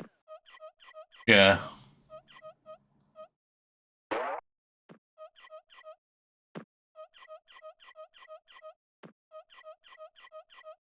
Everything just got so silent. It's so tense. No. Time eludes us. Nice. So now we're going to see another round. Nice. So we're still going. Rafka 3, Tade 2, and now we will be back to cavern maps.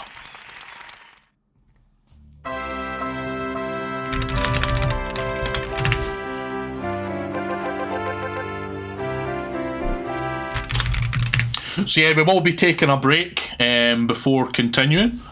But yeah, what a series so far. Great sportsmanship from Rafka by suggesting a rematch because Tade was experiencing technical difficulties. So yeah, we get to see more matches. So we are going to take a break for a couple of minutes. So yeah, we'll see you in a few minutes. Get yourself a drink, get comfortable, get your snacks, and we'll be back soon.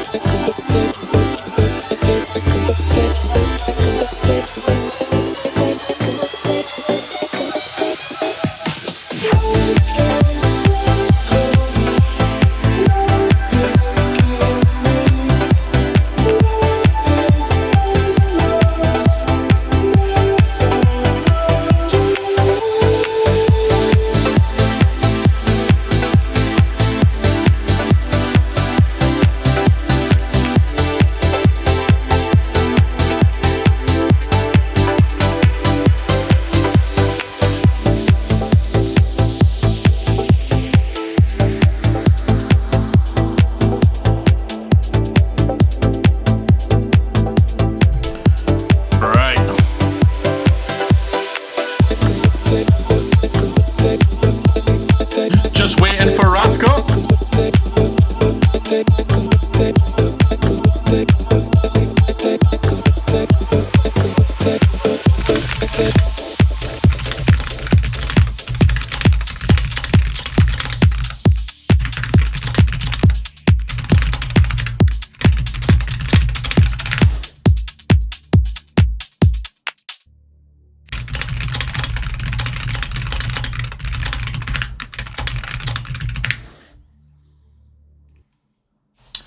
Right, so we are just waiting for Rafka to finish his little break here. We always like to have like a 5-minute break after each couple of rounds, just so that the players can have a stretch, do a little exercise or whatever, go to the toilet, get some water or whatever they need to do in order to be prepared for the next round.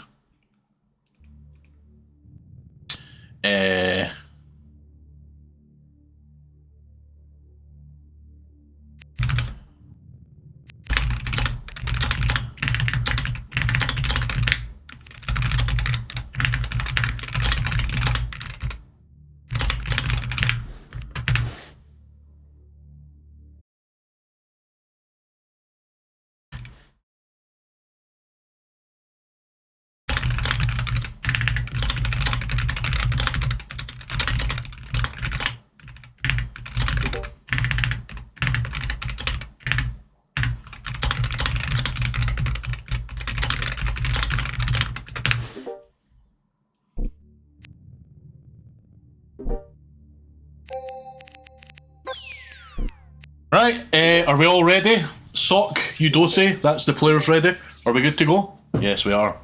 Right, let's get this show back on the road. Okay, welcome. For those of you just tuning in, or just tuned in just recently, welcome.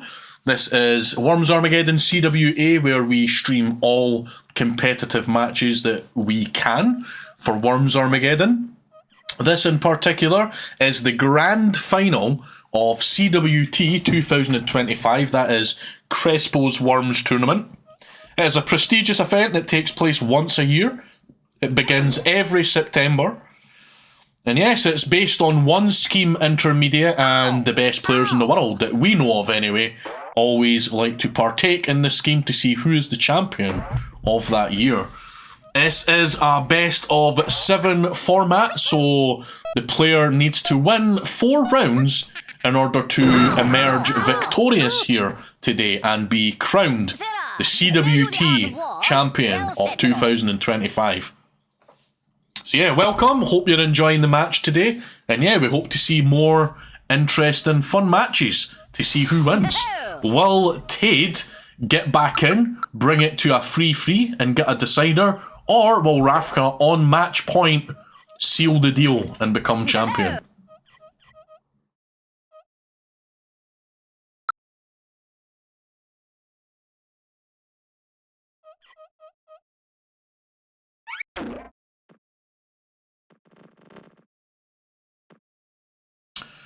Who is my favourite to win PDC in London? Well, I wish I am a huge Gary Anderson fan, because Gary Anderson used to actually be my father's doubles partner. My father actually taught Gary Anderson how to count darts in general. Taught him quite a lot in darts. I actually have a set of Gary Anderson's darts that he won a Players' Championship with. So yeah, I'm a big Gary Anderson fan. I would like him to win.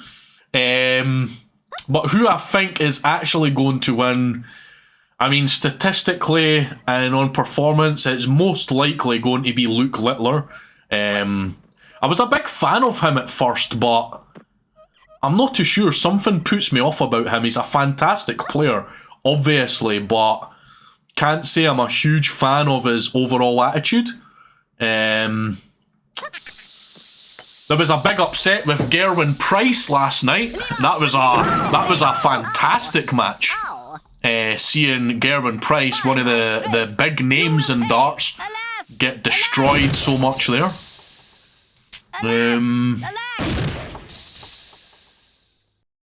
I reckon it's probably going to be between Luke Humphreys, Luke Littler, and Van Gerwen, most likely. Johnny Clayton is another possibility. He's a really, really good player. Martin Schindler, if he plays on farm, he could also potentially get in there. I would like Gary Anderson to win though. I love Gary Anderson.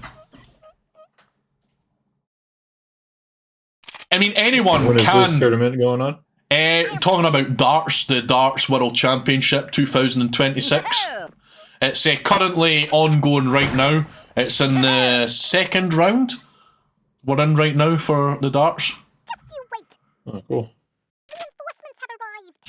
I mean, I personally am not a fan of Luke Humphreys either.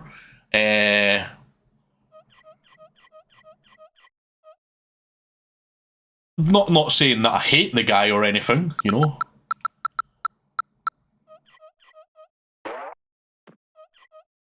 There's just certain players that they don't have as much control over their...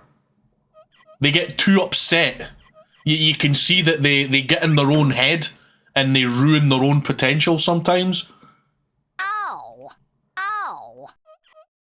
Right, so I'm sure I need to just check, because... so he's got 1, he's got 1, he's got 2, he's got 4.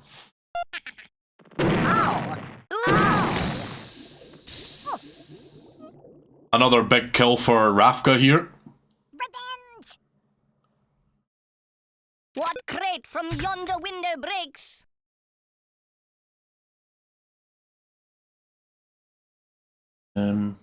Rafka has used this opportunity as well. Yes, to he's use had... those big bangs. He has used all his big things already, and... Tade does have opportunities here to also get some big kills as well. So, whether we will see him... That was a really, really bad knock. Really bad knock.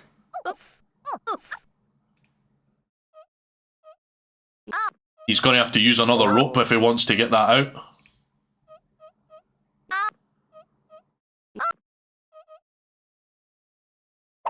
He should have just used another rope, I think. But to be honest, that was an extremely poor turn from Tade.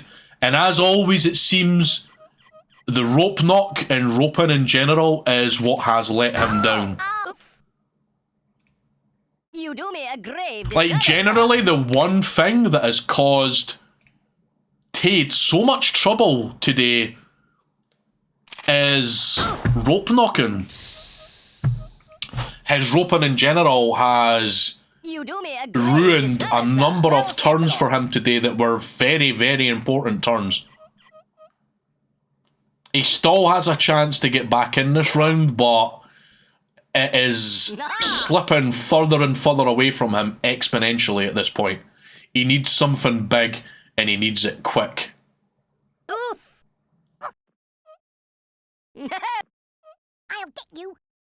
And he only has one rope left right now, I'm sure. I mean, yeah, he got the kill, but now he's left I his wonder if he worm can jump vulnerable. up to kill Abel. No? Yeah, I mean, Like under there? You can... I would have tried that. I don't know if you can make the first jump though. he's left himself very vulnerable here. Now Rafka can knock the silver down, get another double kill, and if that happens, I don't see a comeback for Tade at this point. Rafka's too far ahead. Tade knocked. He's missed his knocking opportunities twice already. For all intents and purposes, Ow. Oof. Rafka's the better player right now. Revenge. Not just, it's like Tade not only has missed his opportunities, but he missed his opportunity simultaneously while creating opportunities for Rafka, and that is pretty much one of the worst things you can do in intermediate, is fail your own opportunity while simultaneously that failure creating good, easy opportunities for your Lady opponent. Luck smiles. Well said, my lord. A bit of a shame From my how... experience- Sorry, on you go, Yudosu. Oh yeah, from my experience, Rafka can do pretty good rope knocks pretty consistently. Sometimes he needs another rope. Yeah, Rafka's definitely the better player at rope knocking out of these two. And that's a lot to do with the fact that he plays a lot more. So, yeah.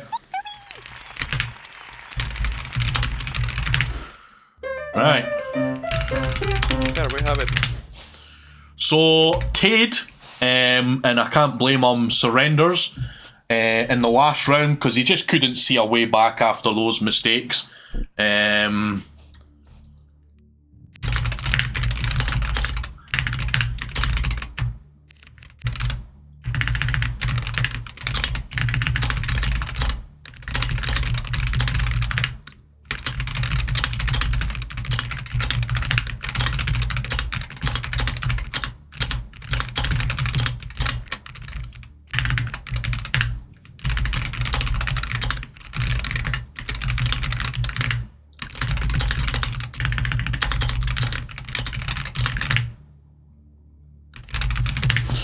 Aye, so congratulations to Rafka. He is the World Champion of CWT 2025.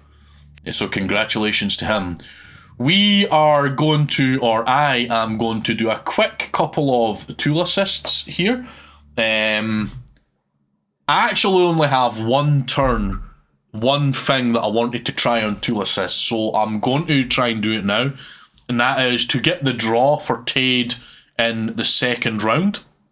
So just give me a little minute to set that up, and we will have a crack at that.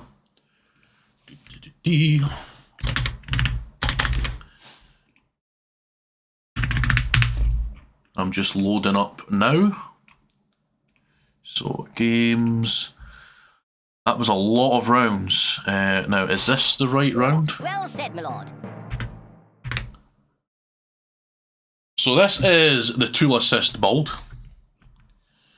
And what I want to try and do is... Pretty sure this was it, so... Well said, my lord. Well said, my lord. Well said, my lord. Well said, my lord. Well said, my lord. Well said, my lord.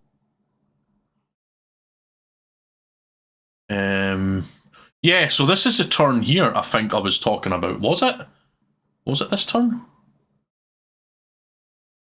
Yeah, it was this turn. Yeah, I think so. I believe that it is possible to get the draw here. It's not entirely the easiest thing to do. It all depends on the last bit here. But the general idea here of what I want to do is, and I just need to make sure that he does have the weapons. So he does have jetpack and he has 2 ropes, which is perfect. So what I'm going to do here is, I believe it's possible for Tade to get the draw here. Going to jetpack over up to here. Then I'm going to select the first rope and get over here.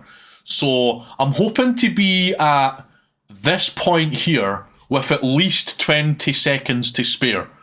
And then what I'll do from there is connect the rope up the top, go down here, zook this point here, quickly get up, attach the rope over here, and then fall down to get grave damage on Matty. So that's what I'm hoping to do. Hopefully I get it first time, but it might take a couple of attempts. So yeah, let's go with that, and I'm going to turn off that, and I'm going to turn off that, just so we can see, and I'll keep the score at the bottom right there. Right, so... Right.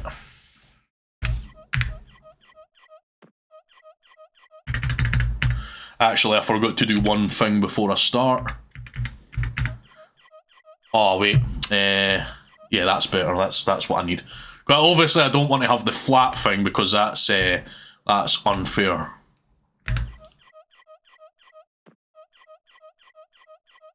It's all about this getting out.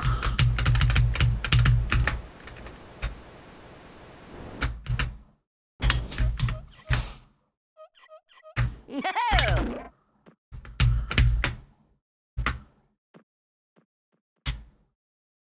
Right, this is a point where I need to make sure I get this right.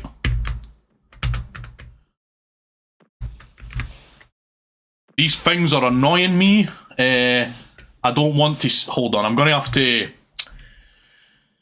The fact that that stuff is in the way is actually annoying me. How do I... Right, there we go. That's better. Now I can actually see what I'm doing without that crap getting in the way.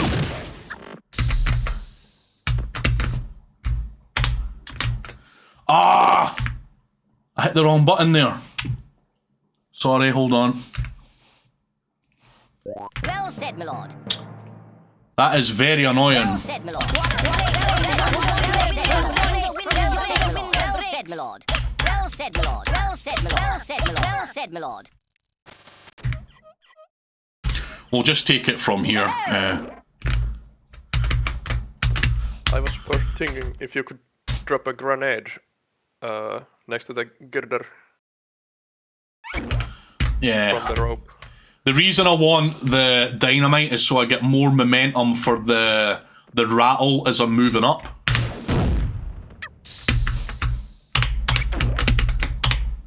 Oof. Oh, oof. There we go. Yeah, that saves enough time. Oh, that would work. Nice. Alas! Alack!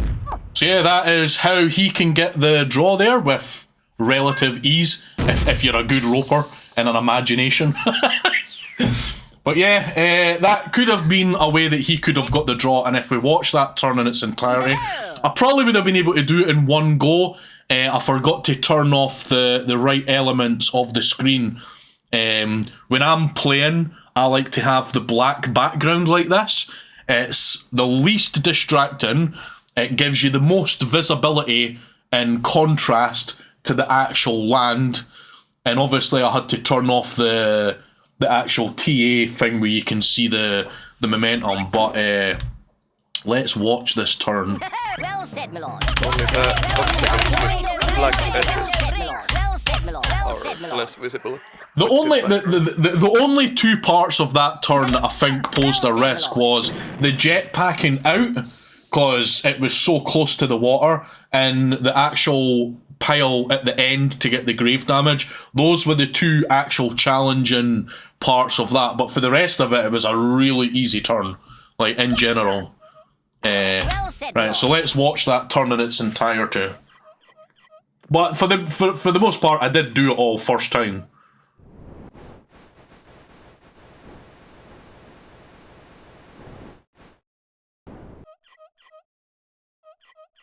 No! He had a perfect setup as well because he had a jetpack and 2 ropes. But a lot of players tend not to think about getting a draw in this manner. They tend to think, should I try and go for the victory? A lot of players don't really think about going for a draw like this. And, like, me personally, I am an extremely experienced mechanical player. My mechanics, like, I would say, and I'm not saying this in a way to brag, but my mechanical skills are among the top players in the world. Like, how I can actually control the individual elements of the game. Not so good at strategy, because strategy isn't my focus. I've always been what you call a scheme specialist. I focus on one scheme at a time for many years, absolutely obsessed with it.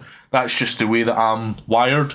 So I have a lot of expertise in the mechanical abilities of the game.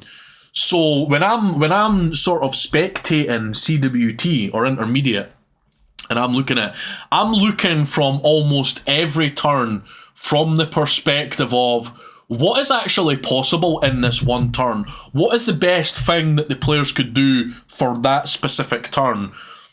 Whereas a lot of the players have to balance between what's actually possible in this turn, what's realistically possible in that turn, what's comfortable for me to do, what has less risk, and not to mention the fact that if I do this, how's it going to affect the game 10 turns from now?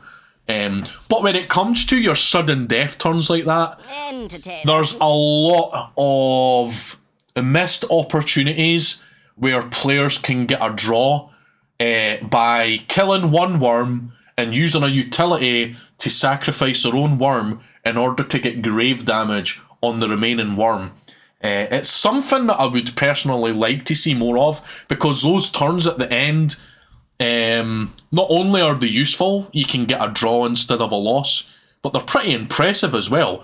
And even just players practicing how to do turns like that can change your game dramatically, like being able to pull off clutch turns like that. The only person I really see do stuff like that consistently, or at least has the confidence to do stuff like that, is Mablack, obviously. There are some other players who do that as well. But anyway, let's have... First of all, we'll do the prediction winner. Oh, never mind, because we already done that. So what I'll do is we'll take a look at the final standings for CWT. This is archive of previous winners since 2002. So we'll go to the playoffs now. So yeah, these are the playoffs.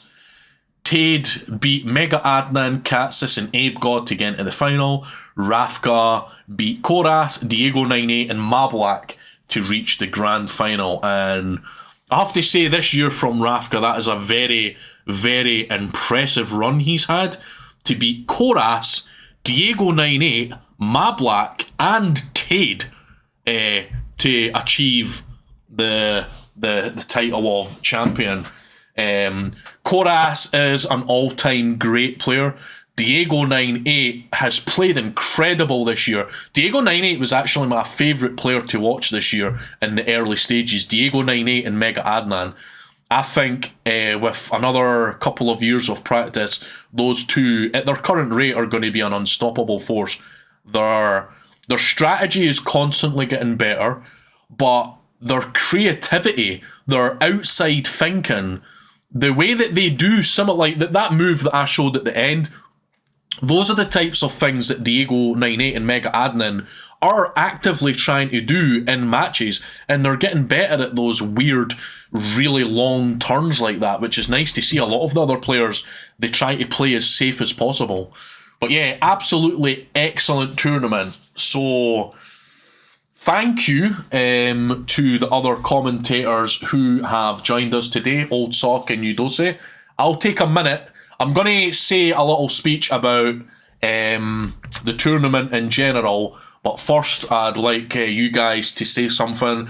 How has your experience been with CWT this year? Did you enjoy the match? What are your thoughts and opinions?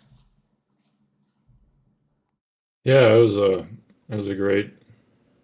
It's great to watch this match. I think Rafka did well, and he improved a lot from last year. Yeah, Udose, any words?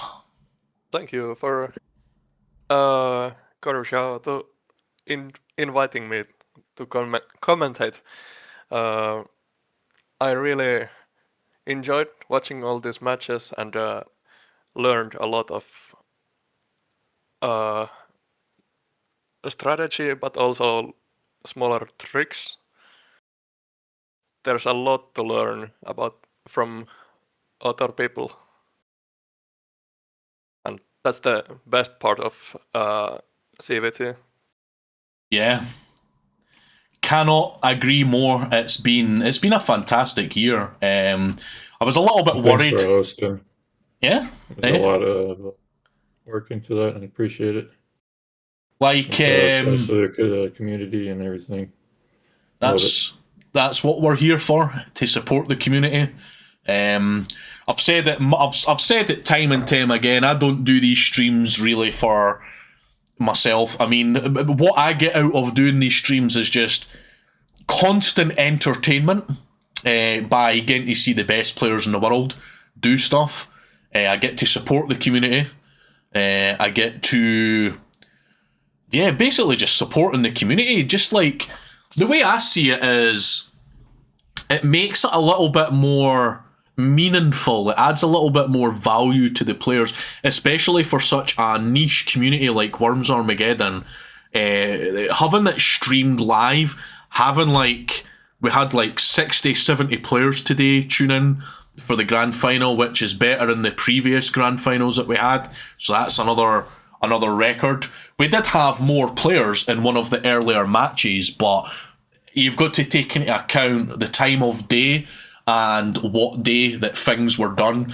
I believe we probably would have had more viewers if it was on a weekend, but that's not really an important thing to get into right now. The important thing is the fact that it's being streamed. All the other participants of CWT, the players themselves, can watch the other players, which also increases an element of skill and strategy as well.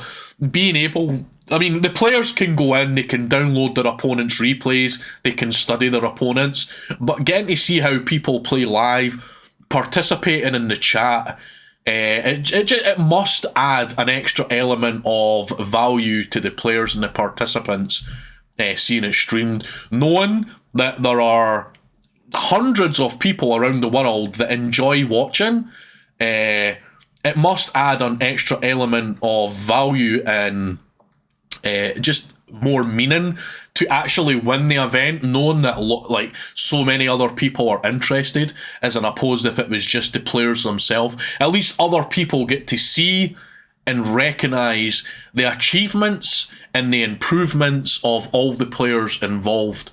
And as I've said time and time again, this stream in general wouldn't exist if it wasn't for the players. It wouldn't exist without the people who watch, the people who support. I myself, you all know me, I don't give a toss about becoming popular or famous or whatever. I prefer as much privacy as possible.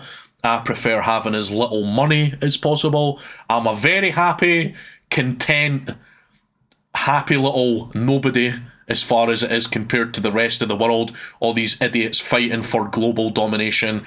I couldn't care about that.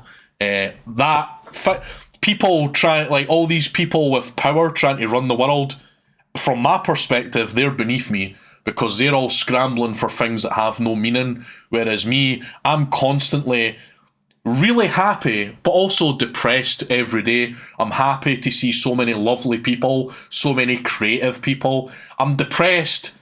I get depressed a lot how bad things are around the world, to see people suffering, and to be able to be part of an event like this that just brings a little bit of happiness, creativity, and good moments for such a niche community. That's why I do it. It's fun.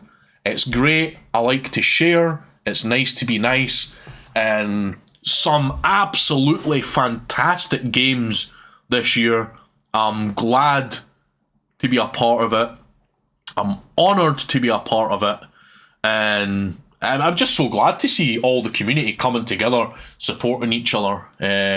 I could sit here and praise pretty much every single player in so many different ways. But again, a massive congratulations to Rafka. He'll be very happy winning CWT this year. That'll be his second time winning CWT. Tade also is a previous champion as well. So Rafka, nobody can say Rafka didn't earn it this year. Because Rafka did win in 2019. But some players said, but Mablak wasn't there, Chuvach wasn't there, you didn't beat any good players. He did beat good players. But then this year, he beat Mablak. This year, he beat Koras, he beat Diego, he beat Tade. Nobody can question Rafka's ability and skill now. So well done for him. That's an amazing achievement for him as well. And Tade as well, getting to the grand final. Still winning 2 rounds. He hung in there. He done well. I feel like Tade needs to improve his roping a little bit, his rope knocking. That kinda was a couple of really crucial turns that messed up a couple of his rounds there. But generally speaking, great community, great games. I'm really looking forward to next year. I like the direction that CWT is going, being a little bit more disciplined, acting a little bit more professional. I just like to see it. So I'm looking forward to next year. As for the prizes, I don't know if we showed this. I should actually show this though on the stream, because some of you might not be aware. There are some sort of minor prizes for the participants this year. So let's make that a bit smaller so we can see. Right, so we have some prizes for the winners this year. Every single player in the top 3, so Rafka, Mablak, and Tade, will all receive a copy of Worms the board game. Second place, Tade, will also receive this collector's edition plushie keyring set. And Rafka, the winner, will receive the Worms board game and an Elgato Stream Deck Mini. Those prizes will be sent out midway January. So, yeah, some nice prizes for the winners as well. And I must say thank you to the Walrus for donating £100 towards the prizes. So, yeah, between me and Walrus, we donated some prizes for the winners. It's been an absolutely fantastic year for CWT. Sad to see it come to an end, but grateful of it as always to be there. Yeah, maybe in another life I'd get more interested in the game. Yeah, no problem. Hope you all had a blast this year with CWT. We will be doing more competitive events in the future. There's some stuff I want to do on TUS, but we'll see what happens. As always, we'll hope to see you next year for CWT again. Hope to see the players come back even stronger and more prepared as ever. I can't say thank you enough, so one last great big thank you to everybody involved for doing your part. It's been an absolute pleasure. It's been an absolute blast. And now it's time to say goodbye. So hope you all enjoy the rest of your week. Hope you have a nice Christmas and a nice New Year and everything works out okay. Bye. Happy holidays. Bye. And then Hanukkah.